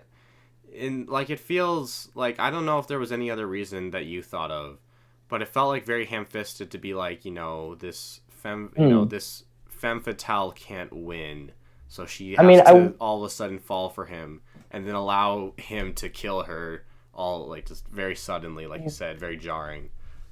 I Man, don't think she never didn't feel for him. Um, yeah, I just think she's a bit more of a selfish character, right? But at the same time, anyone who's still selfish can still feel something for someone, right? Especially in a situation like that, where he's straight up like, shoot me. And he's like consenting to it fully, like, do it, do whatever. And when someone tells, like, I can't imagine being in that situation. And when someone tells you to do something like that, like, it's got to be intimidating because they have that, they're showing that lack of fear. And especially if that's someone that you've spent a lot of time with, who they probably, did a little bit more than kiss on screen. But, right, someone who you have that kind of relationship with, I don't think you could just shoot again. that's fair. But then obviously he does basically does that. He goes ahead and does the double shot instead, and it's like That part was, yeah. yeah, I just don't believe that whole climax very much. I do. I think the last moment between Keys and I'm glad that's the end of the movie instead of like that final confrontation slash like little bit of 100%. That aftermath. last scene was, That last scene was very mm, nice to kind of him confronting that like his ideas and like his ambition have gone too far. He's about to die. His ambition leads him. He still wants to get to the elevator. He still has this idea that he might escape, but then his body just collapses on himself, and he has to kind of confront the yeah, fact that it's like, yeah, my yes. ambition was too much. I've landed myself in this position, and I'm at the point where, while it's in a nice moment of friendship, I have to allow Keys will be the one to light my cigarette as I seemingly am about to probably pass away. Um, yeah, and that's Yeah. a good moment, and yeah, Keys at first isn't. I like what they do with the Keys because he's not too likable at first. He just seems like an insurance man who's just like always like just trying to make sure to save the company money. But it's just like a man Hmm. who like very much believes in doing like what's right. Obviously, he still cares about money, but it's like he still feels like things should you should find the proper outcome. If someone's scamming us, I should know about it. If something's being done wrong, I should know about it. His And character that's what setup kind of though was drives very him, and enjoyable. that's kind of what drives a lot of the second half of this movie, is like He's his persona. his keenness to make sure that like, because there's something about this case that's just not striking him right, and he's correct. Yeah. There was a crime done there was a whole scam, and that's what drives, like, because again, the second half, it was just about those two maybe trying to evade the capture. Like, if they all of a sudden did a Bonnie and Clyde thing, I don't think it would probably be as interesting as Keyes trying to figure out what they're doing, because again, that relationship was not very compelling, I think, for most of us. Hmm. That's very valid. So yeah, I guess unless you have any It's other rating time. thoughts, we can do a quick rating. I don't think I have any other points. I did say the two things I liked about the movie. Structurally, yeah, the movie's very cleanly structured, I would say. Like, midpoint happens with the midpoints. I don't know. I mean, it's just an effect that all those older movies have, right? Because it's still the early days of cinema. But for me, the beginning of the movie was just paced super slow for me. That's just me, though. I like when the pacing is uh, fast, and then after a super fast pacing, it slows down. And because the pacing was so fast and got your attention, it gives you a reason to slow down. But if everything is slow, then I don't really see. They're not really giving me a reason to pay attention, if that makes sense. Not that Yeah, you that's need to fair. have some sort of hook, but at the same time, if everything feels like it's at the same pace and there's no variety, um, then yeah, something feels like it's missing. Like that was my problem with. Did you watch Black Widow? Yes, I Yeah, did. I had so many problems with that movie. Just that like every scene felt disjointed and there was no continuous stakes. Every scene was like its own little bubble and it didn't feel like the stakes continued throughout the movie. Um, which this movie didn't do, which was good. This movie had continuous stakes. The stakes in this movie, especially in the last half of the movie, felt very high. The worry of Walter, feeling like his actions were gonna, snowball and come back into his face, um, were done very well, and I'm glad that they didn't fall into that same issue with that slower pace. Yeah.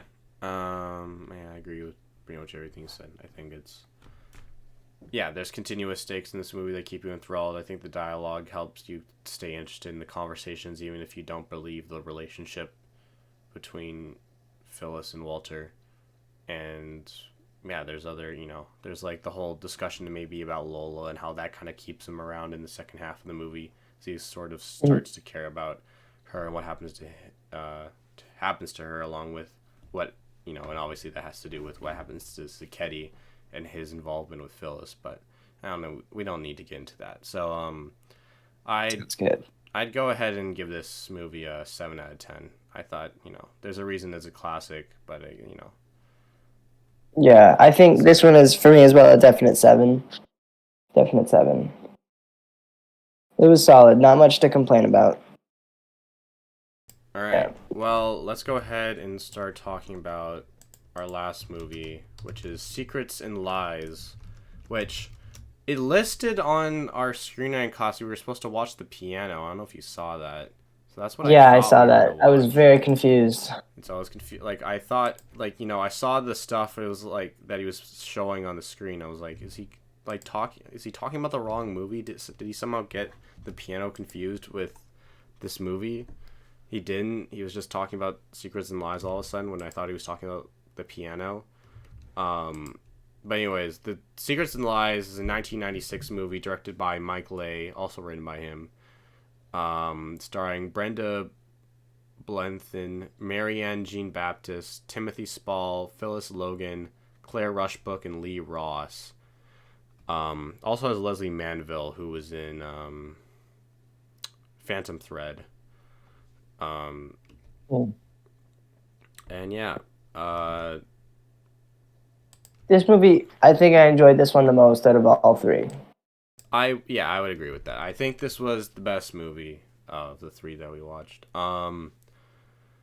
But like especially only because I think it easily has the strongest act of any, and I think the third act is easily the Strongest strong. It's climax. easily the strongest act out of any of these movies. like any of the Yeah. other stories, beginnings, ends, middles, or anything. But what's It's interesting easily too the is best. like that third act would still have worked without any setup just because of how intense it is, like if it were a short film or something. But the act gets all of its weight, right? And all that intensity from all that super slow build up throughout the whole movie. All of these continuous development of these characters, of where they're going to this now final point of all of that being released completely in one scene, which was very well done. And like it was interesting to see the prof said that that whole scene was 45 minutes. I was shocked when he said that. That did not feel like 45 minutes. That whole third act. No, it definitely didn't. And like, yeah, like when they were engaged in those conversations, that's when it really felt like the movie was getting going. Cause like, yeah, I think for me, the first act, I kind of like I was getting, I it was supposed to be like a character based thing. And I was like, I feel like the first half is like really when it's focused on the characters, and then the Mm. third act just kind of takes those characters that again I don't think they're particularly like it's more what happens in their lives rather than their mannerisms or what they're Yeah, interested in or what their like more profound desires are because they have pretty but they all simple feel like real desires overall, people. but like they are strong enough and have so much to do with the other characters that they obviously create that explosive third act, but they're also interesting enough throughout the rest of the movie to kind of follow along with. They're they feel like real people, which is interesting too. Which a lot of movies like that would probably fall into the issue of them not feeling like real people. But they do, like you said, they don't. You don't focus on their mannerisms, but their mannerisms are all present in the actions that they make. And we really get to see a very clear representation, and I guess that's the word representation. But I mean, I don't know. We really get to see clearly who these people are and what their lives have become. And what their lives have become is the most interesting part of it, I would say. That to see the contrast between all the different like, classes in a way. Like they're all slightly different class. They all have slightly different amount of wealth. And I do think the opening of the movie, opening it on that like funeral with that opening shot of like the cemetery as the black cars drive by, thought that was a beautiful way to open the movie. Although the very last shot was extremely abrupt for me. I don't know if you felt like it was abrupt. They just kind of cut and then the credits started rolling like right away. There was no fade out. There was no like holding on the moment. They just kind of said the last line, cut to black, and then the credits were right away. I That don't know. was I like feel the like I've only. seen enough movies that do that it didn't. I don't. I didn't remember exactly. Like that wasn't I something that don't know. clucked I in my really mind. I don't was like, like oh, that it. was Yeah, sudden. when movies are super abrupt like that at the end. Um.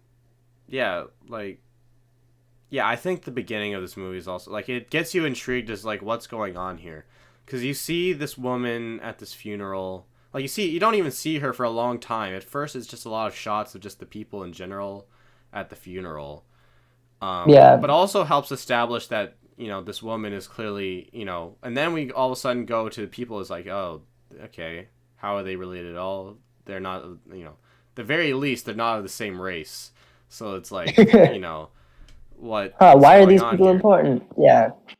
But then it's like, yeah, it's interesting how it kind of like I think that part if we didn't get those shots of her. I think that's maybe slightly one of my complaints. I feel like we don't know that much about Hortense. Like we know she's been able to be pretty successful having been adopted, that she has like had a black family. Her parents are now both gone. And I guess that's What else obviously a do we good need to catalyst know? for her to like seek out who her real mother was. And then Yeah. obviously the first kind of I think the first especially well, at least in the description, the first kind of turning point and like exciting incident for her is finding out that her birth mother is white.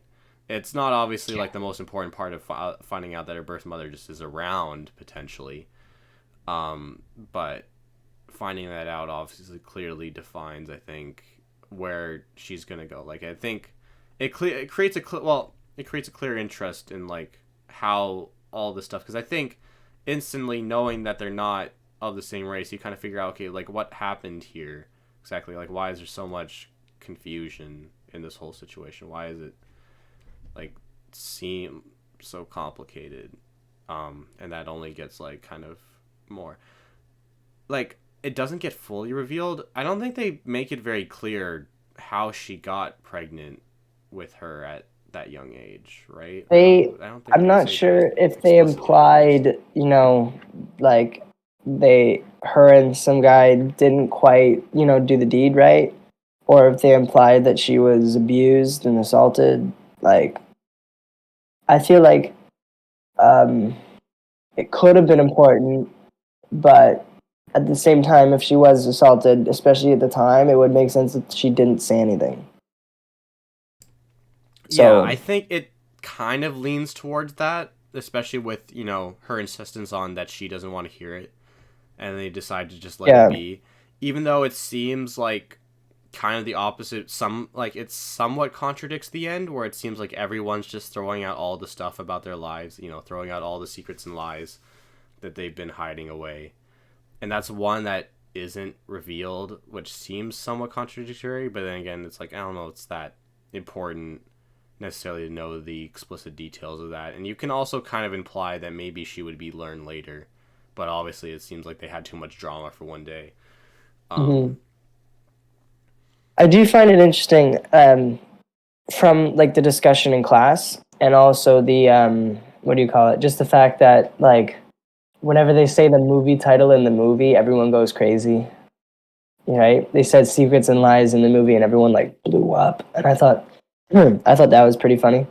But yeah, we had the class discussion about the structure of the movie, and sort of we were talking about what were the different moments that were important.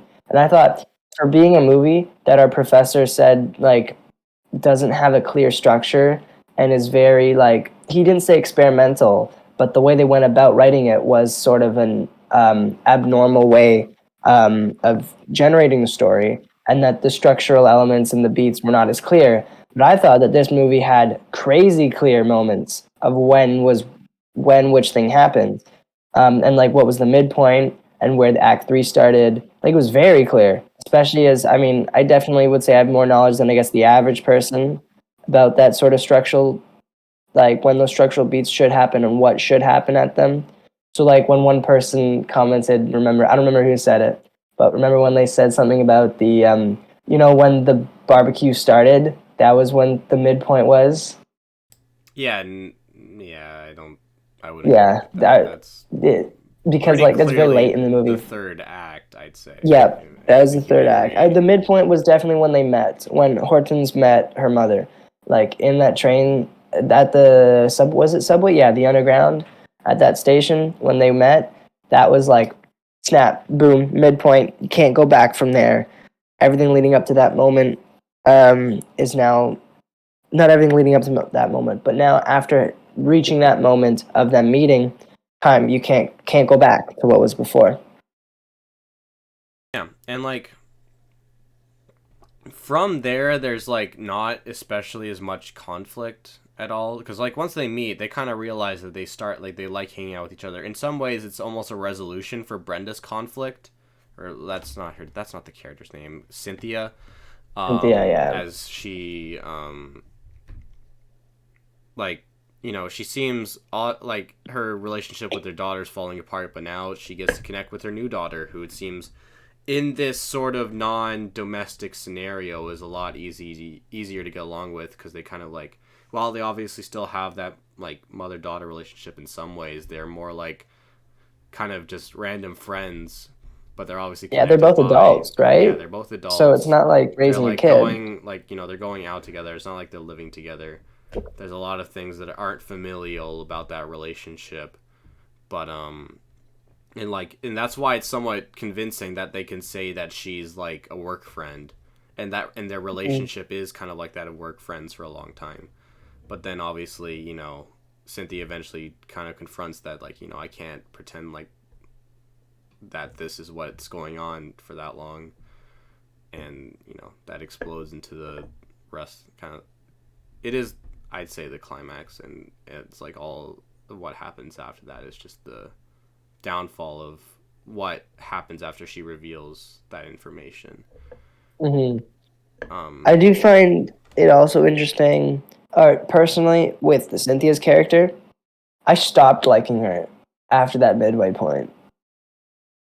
She started doing a lot of things that were a little bit like pushy and forced, which at the same time can't blame her because she's also someone who's definitely a little bit emotionally unstable, right? Because of all the things that happened. But like during the whole barbecue, she was being very forceful, very like on the nose with everything. She was being kind of strange, right?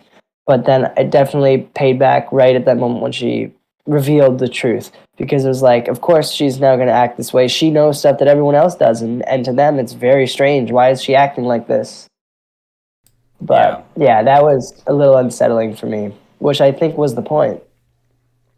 yeah, like she is like a character that might be sometimes hard to sympathize with because while obviously she's in a kind of a tough situation, that isn't really fully fleshed out until like the end when she's kind of like having to bear this burden of this information that also comes with so much other stuff from her childhood and like how she was raised because it seems clear that there's an implied intention the reason she ended up finding herself pregnant, what reason she couldn't deal with it was because of her economic situation. That seems also very clear in how she still lives and how she was still a single mother with her next daughter with Roxanne.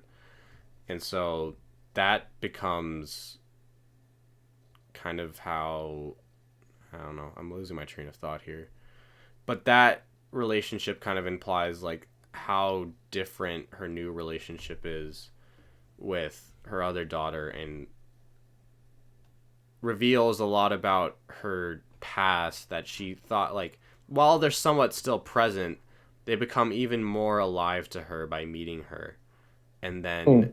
having to like confront her more rich brother and wife about that situation is obviously very difficult but also something like she feels she needs to do. She feels like she needs to be her, like in some ways be herself, like not have this thing that was kind of buried away in, like in some ways it's her forced version of therapy. It's like I have to let this out. It's like how sometimes a friend will need to tell you something about something dramatic going on in their life because they feel like if they bottle up they'll just like explode because at this point that's kind of what's happened. She seems to like have successfully buried it for a while and have like somewhat dealt with it, but also it clearly has affected her relationship with her daughter, but then it like fully comes out and I think that's when she's maybe able to start healing. Yeah, yeah. I mean, she definitely. I think I've lost my train of thought too. I definitely agree with everything you said, for sure. Her personal healing. I mean, everyone needs that sort of release in a way, right? Yeah, we can't all keep it in. And again, like, well, I forget the actor's name and the character's name, but when the the guy, the husband character, Maurice. Maurice, yeah, Yeah, Maurice. Morris, he was had that whole thing at the end where he had his like moment of acting and yelling and the screaming, and he's like all these secrets and lies and blah blah blah. Um, thought that moment was really cool to show that like always keeping that in isn't necessarily good. Keeping those secrets and lies to yourself um, can make living just in general a lot harder Yeah, and and more like I think it difficult. was interesting to point out like the portrait photos, kind of showing all those families who kind of put out that normal persona of what you're supposed to do in everyday situations. Like so, since they're in Yeah, at a photography thing, they're supposed to smile. In normal life, they sometimes have to smile. In other situations where they might not want to, and it kind of has the same idea. It's like all these people probably have like secrets and lies that they're not telling each other, and that you can kind of see the conflict subtly like yeah, implied like between some of the couples and the families that and get their it's picture taken, and then that shows like with the whole third act. and it is interesting to see that nowadays that whole sort of uh, seeing those, like you're saying, those moments, those snapshots, how a photo is like this perfected moment of time, right? We're trying to make a photo as crisp and clean as possible. And what's interesting is nowadays, like we have that in video form all over the internet, right? Everyone's trying to show themselves in a way that's um, it is is it frozen or is it good? Um, so yeah, we want to on the internet. There's everyone is showing themselves in this picturesque way, in this perfect way. Everyone wants to be seen and presented as if there's no problems, the best version of themselves, where there's all these, the actual truth and the secrets of who they actually are off the internet are all hidden. Like, for example, I don't know if you follow very much news on YouTube or anything, but just recently there was this whole debacle with the Try Guys. I don't know if you heard about that. Yeah, I heard about Yeah, that. right? Where one the what's what they called? I guess one of the guys who had his whole internet personality based off of something, and everyone knew him for this super pure thing of loving his wife.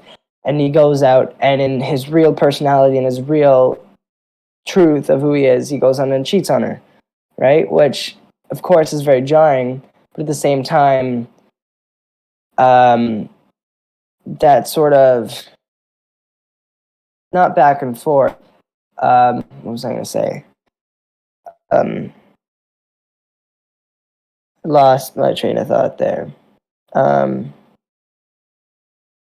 but I guess yeah, just that truth of everyone is going to try and present themselves in a way that's perfect, especially if it's something that'll last, and no one will want that truth to be out there, and no one will want that truth to be known. And there's a bit of an issue when that happens, so that when the truth is revealed, it'll stir so much chaos, like what happened there. Yeah, and yeah, obviously it becomes a lot more That's why I think it's very interesting that this is a film. I did think that just because I think in some ways I felt it was a little bit uncinematic, especially those long takes. They're very impressive, but it's also very clear, and it's very how they designed the blocking of that scene is obviously very purposeful and Beautiful. allows The the one, actors, yeah, exactly, to be yes. able to allow it to go on that long. And it makes a lot of sense. Like they put the camera in front of the chair where Morris would probably be sitting, but he's around Yeah. barbecuing, handing out food. Very well done. But again, I think you could create this in a while I think it could have been a play. The directing and the cinematography are also very purposeful. I think they're very well In the done. whole movie, yeah. I do It's a think, good looking movie, no doubt about yeah, that. that whole part, this shot you were just talking about with the table and everyone's eating, I feel like the whole point, and even just hearing that that whole scene was 45 minutes, was supposed to just draw out that tension of what's going to happen.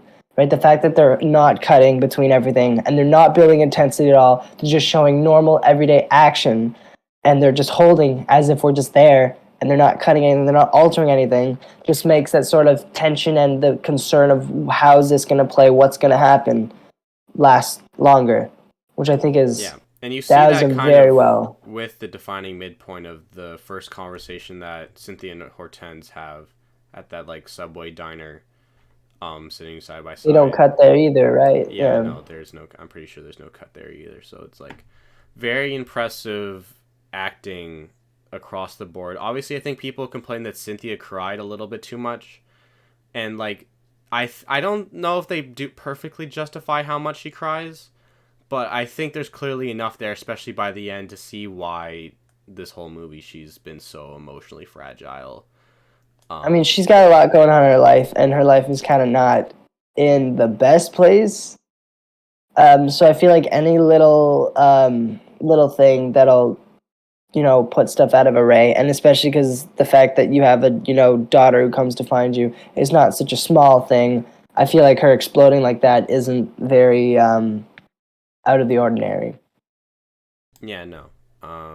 Yeah, I do think again, while this was supposed to be a lot about the characters, I didn't care about them too much, especially in the first act. It's the plot and what happens to them and what they happen to have done in the past, which ends up becoming the catalyst for how the rest of the story goes, doesn't get me to care about them too much. I think it while it did feel like a lot of the time they were being used to express the theme, even though obviously they did make them distinct and memorable, but they also aren't the most and obviously it's an ensemble.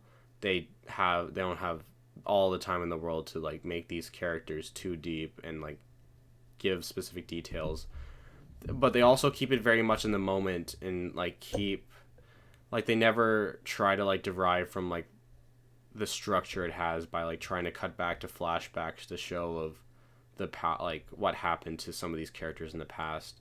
So I Yeah. think that honestly probably would have undercut especially the acting, because they I think tell the stories of what happened to them so well that you wouldn't need that. I um really don't like it when movies cut back to flashbacks. Like, there's only certain situations where I like it, but at a lot of the time, it just feels strange and feels like it breaks pace sometimes. it can, I like personally think it can be interesting to get into the psyche of a character. I don't think it would have worked here. I think the actors expressed that very well and just how this movie is Yeah, made. it definitely would have, and it would have, I think, ruined the flow of this movie. 100%. Obviously I have to kind of defend this. The Social Network kind of does that because it kind of frames the whole story through this like deposition that Mark Zuckerberg and Eduardo Saverin are going through to tell the whole story. That's for a structural reason, though. Like, there's a It's like, structural reason yeah, it's there. purposely put in the structure, and like I could see a version of this movie where they kind of make it part of the structure, but I think it works a lot better like this, and I don't think they Yeah, want to derive from that. I think the score also fits the movie very well, and while it's not like very, a lot of it is just them talking. I think when the score is used, score. it fits it very You well. brought that up. Yeah. I found it so interesting. At the beginning, it felt very like sad and like melancholic in a way, and it was very, he put it, continuous is what it felt like. And then as the movie continued, I don't know if it's because they changed the instruments or stuff, but every time it would go on, or if it was just the fact that we knew more and it was on the showing specific emotions of the characters, it felt like the music was getting more and more intense and eerie. Did you feel that? Like, it kept building in a way, and the way it was sounding was a lot more coarse instead of as this nice sort of Yeah, a saddish little song. bit. Like I think it became like a more like a noir score and like that classic noir score, Yeah, because there was a lot more yeah, jazz. Like it kind of was like, especially I think in the beginning, it was a very light like kind of piano violin, I think. And then like it's the trumpets become more and more prominent. I did notice that, like kind of underscoring the drama of what we know is about to sure. happen. But then obviously, if they put score over these amazing scenes of dialogue and acting, it probably would have ruined That would it. have, yeah, It would not have been good at all. So this director knows how to use the restraint of music and yeah. even like camera movement very well. One of the things in film production that we were told is like music is usually the easy way out. If a scene isn't working, you throw in some music, right? Unless it's purposeful. But a lot of the time, that's what tends to happen with score. The fact that they didn't throw in the music here was such a good choice because if it can still get the emotion across and it doesn't need the music, don't add it. Yeah, like I think Yeah, if you should make your scene probably work without it, and then if you can use music to purposely enhance it, go for yeah, it. But your scene should probably be able to stand on its own. Otherwise, there's probably something wrong with your scene. But yeah, um, yeah, this is just a great example of that because just at least some of the movies I know I've watched recently, especially at TIFF, a lot of the movies I felt like really used music as kind of like to bail out their lack of emotion.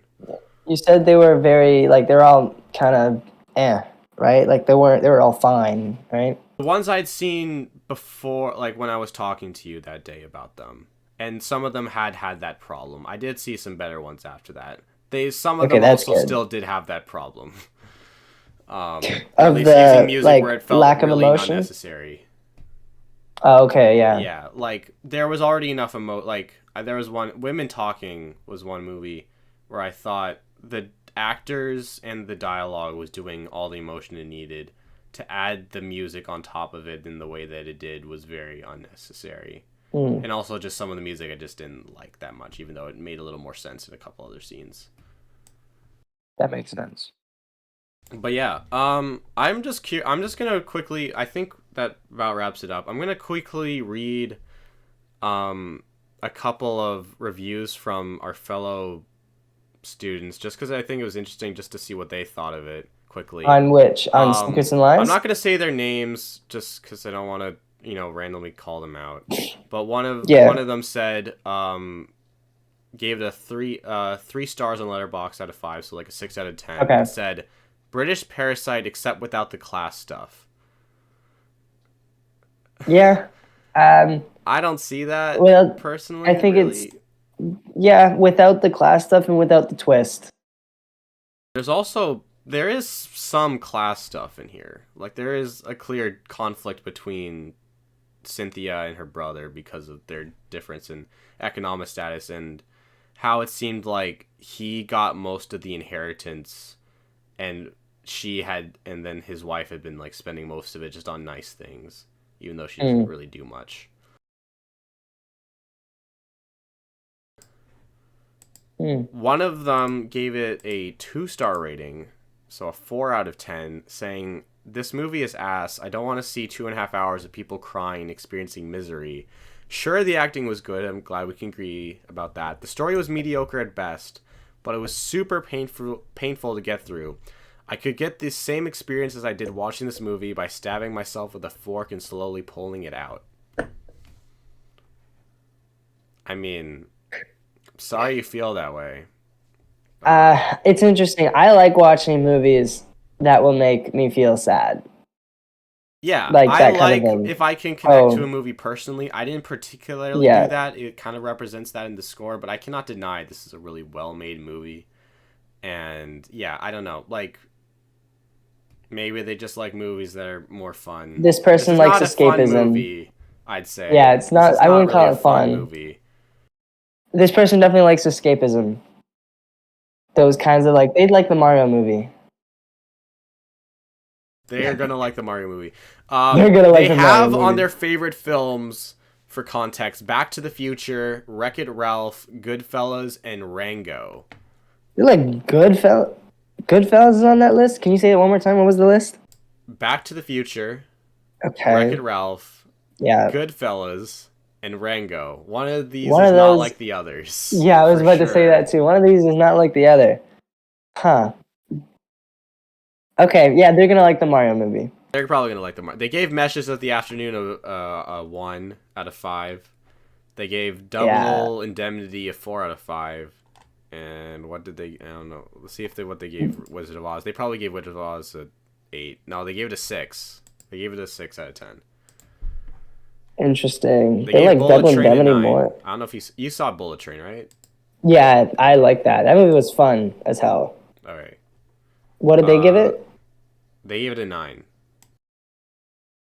Really? Interesting. So yeah, they're gonna like the Mario movie. Bottom Very line. cool. In conclusion. All right. I'm gonna read a couple more, just because I think these are interesting. These are fun. Just a simple slay with an exclamation mark. Gave it an 8 out of 10. Very nice. Clean review. We got a 9 out of 10. I really liked this. I was worried with the long run time and simple premise that it would be a slog to get through, but quite the contrary. This has one of the tightest scripts of the 90s, and every single actor gives it their all. I was completely invested despite being in a classroom with friends, tired as hell and feeling a little sick. I like how much the script trusts the actors involved. There are scenes where actors just do their thing completely uncut, and those are some of the best parts of the movie. Very much. Is that from someone named Mia or no? Huh? No. No? Okay, never mind then. That sounds like someone. Okay, never mind then. All right. Yeah. So I guess we might as well say what we gave the movie now that we know what our classmates thought of it. I'm gonna give it the 1 score it hasn't been given. It's not, and that's a 7. I think it's a very strong 7. I would give it still a 7. I think the characters for me, I just don't. It wasn't too personal to me. Like, usually not that's not an objective thing at all. Like I don't think. But sometimes I feel like I really need to connect with the movie personally to get it closer to an 8 or a 9. And the characters just don't do that for me. And the first half, I think, is not nearly as engaging as the second half. Even though, obviously, the first half is very necessary to you make need that the first half. what it is. I'll give it an 8 out of 10 just because I can't give the other movies that I said were okay a 7 out of 10, and then this one also a 7. So I'll have to give this somewhere between an 8 and a 9. It's up that's fair. there. It's That's definitely fair. up there. It is I don't know if probably I'd the watch best it again, thing but I think we've seen for class. in class In so class. far, Yeah. let's see. I have a list of the movies we watched. Let me just quickly pull it up. Um, whoops. So, out of the movies we watched so far, so we watched Black Panther.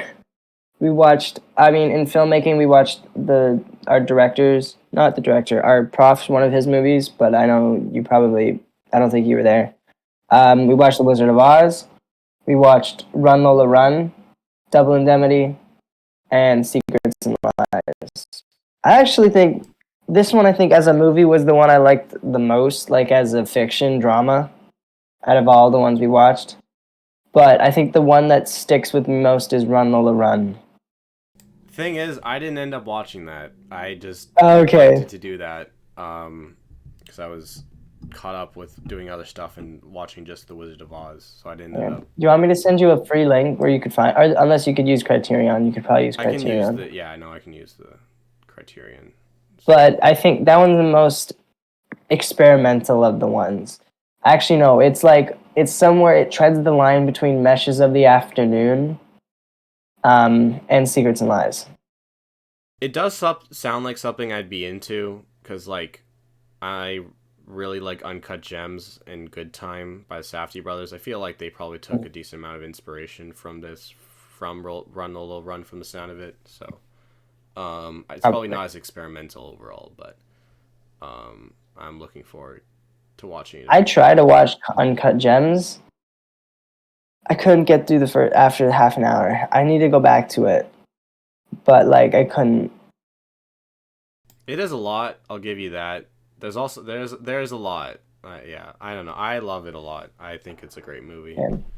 Is the ending? Does it picks up near the end? Yeah, I assume? it definitely has a very intriguing third act and a great conclusion. I'd say. I don't want to give it away, obviously, but okay. I'm gonna have to I think you should eventually for sure buckle get down through and it. finish that. Okay, trudge through it. All right. Well, I think that's about it. We've talked a while, but it's been a good discussion. Appreciate you taking. Thank you. Are the conversations normally this long? Not no. Well, we went because there was so much time in between. I think we spent because we don't normally do 3 movies. We usually do like 2, maybe even 1. With my friend, he also I think tends to have. I am usually the one who rambles a lot more. So it's cool to have someone who sometimes rambles as much as me. And it was good. And yeah, obviously talking about 3 movies and a decent amount about news like the Mario trailer. Took up a lot of time, but that was a good 20 minutes in the recording time. And obviously but yeah, I think I do like looking at the reviews of the other people in our class. That was fun. That was fun. I want to do that. I wish we done that for the other 2 films. I'm going to do that in the future if I bring some other people on to talk about some stuff that we watched in class. And obviously, I'd love to have you back eventually. Thank you. I'd love to come back. This was fun. Yeah. I don't know if you want to do this in the thing. Do you edit these or no? A little bit. They're mostly uncut. Yeah. Okay. I don't know if we have a couple minutes. Can you check the Double Indemnity reviews? At least the first one. Yeah, no, we can do How much you want to bet one of them says baby? Oh, I put that in mine, to be fair. Oh, you did? Okay. I mentioned it. Okay. I basically said, here, I'll read what I put as my Letterboxd review. I'm curious about those ones. Okay, here we go. A really great. This is the person who has Wreck-It Ralph on their favorites. A really great classic noir film that, while now a bit cheesy, has a really interesting story that kept me hooked. I also really love the aesthetic and music and acting styles of the films of this era, so this movie was super enjoyable to me. For me, 8 out of 10 rating. 4 stars. That review is not as fun as the other ones, but yeah. 4 stars out of 5. Girl boss be slaying. Okay. Does none of them say baby? Phyllis. None of them have said baby so far. What? 3 stars. transatlantic accent plus water spin equals I can't understand anything. I guess they wished they had subtitles, which I somewhat agree with. Probably would have been appreciated. Yeah. 3.5 stars. I wanted to like it so bad, but it's just so uncompelling to me. Well made and massively influential, so I'll give it points there. What do you think they gave it? Who? This review I just read. 3 or 2. They gave it a 3.5 out of 5. 3.5. Yeah. And they still said that? Wow. Yeah, I know. What was your review? I'm gonna read this last one. Okay. Ugh, I love old movies. What do you think they gave it? 2 out of 10. 2 out of 5. They gave it 9. They said I love old movies. I don't know if you. Oh, they weren't being sarcastic. Oh, I thought they were being sarcastic. They weren't being sarcastic because they said ugh. Yeah. Okay. Well, from it was they gave it a 4.5 out of 5. Okay. All right. Oh, it was more like a. Oh, okay, that makes more sense. Here is my review. I tried to be smart. It's probably gonna sound stupid when I say it out loud, but here it goes. Every time Walter said "baby," I wanted to commit a murder-suicide. How's that for double indemnity? Double indemnity has nothing to do with murder-suicide, but I just said it because it's like double. I don't know, 2, and that's it. I thought that was funny. I'm surprised. I swear I thought other people, because I swear that's what most people were talking about. Like, our guy in our tutorial said that in his other tutorial, people were talking about that a lot, and it was mentioned at least a few times in ours, but was mentioned in none of these reviews. During the movie, everyone laughed every time. In my little area, we were all like, drink every time you hear someone say baby. Yeah. Take a shot every time someone says baby. Like that kind of thing. There are reviews like from other users on Letterboxd that say that exact thing. It's like, yeah, someone says every time he says baby, take a drink. And it's like, yeah. But, let's quickly go over the Wizard of Oz ones. Sure. Might as well.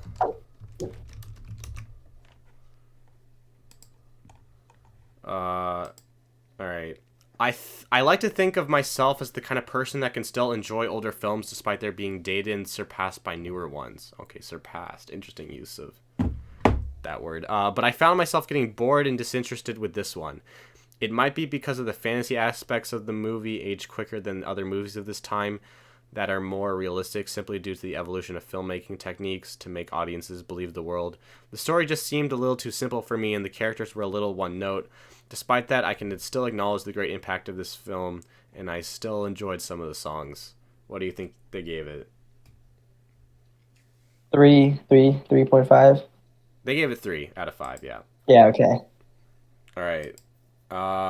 I used to think The Wizard of Oz was overrated because it's praised as the first film in color, in quotes, but now I realize that it's actually a pretty solid film with plenty of visual effects that I can appreciate for its time, and it's all in service of a story that knows when to take itself lightly or seriously. What do you think they gave it? A 4. They did give it a 4. Good job. And that's the only 2 reviews that were written by people on this movie. It was logged by one other person I know who I've seen. Interesting. Most other people have given this, like, that I follow on Letterboxd have also given this an 8. I think I'm the only one who given it 2.5 stars. So you gave it a 2.5? I gave it 2.5 stars.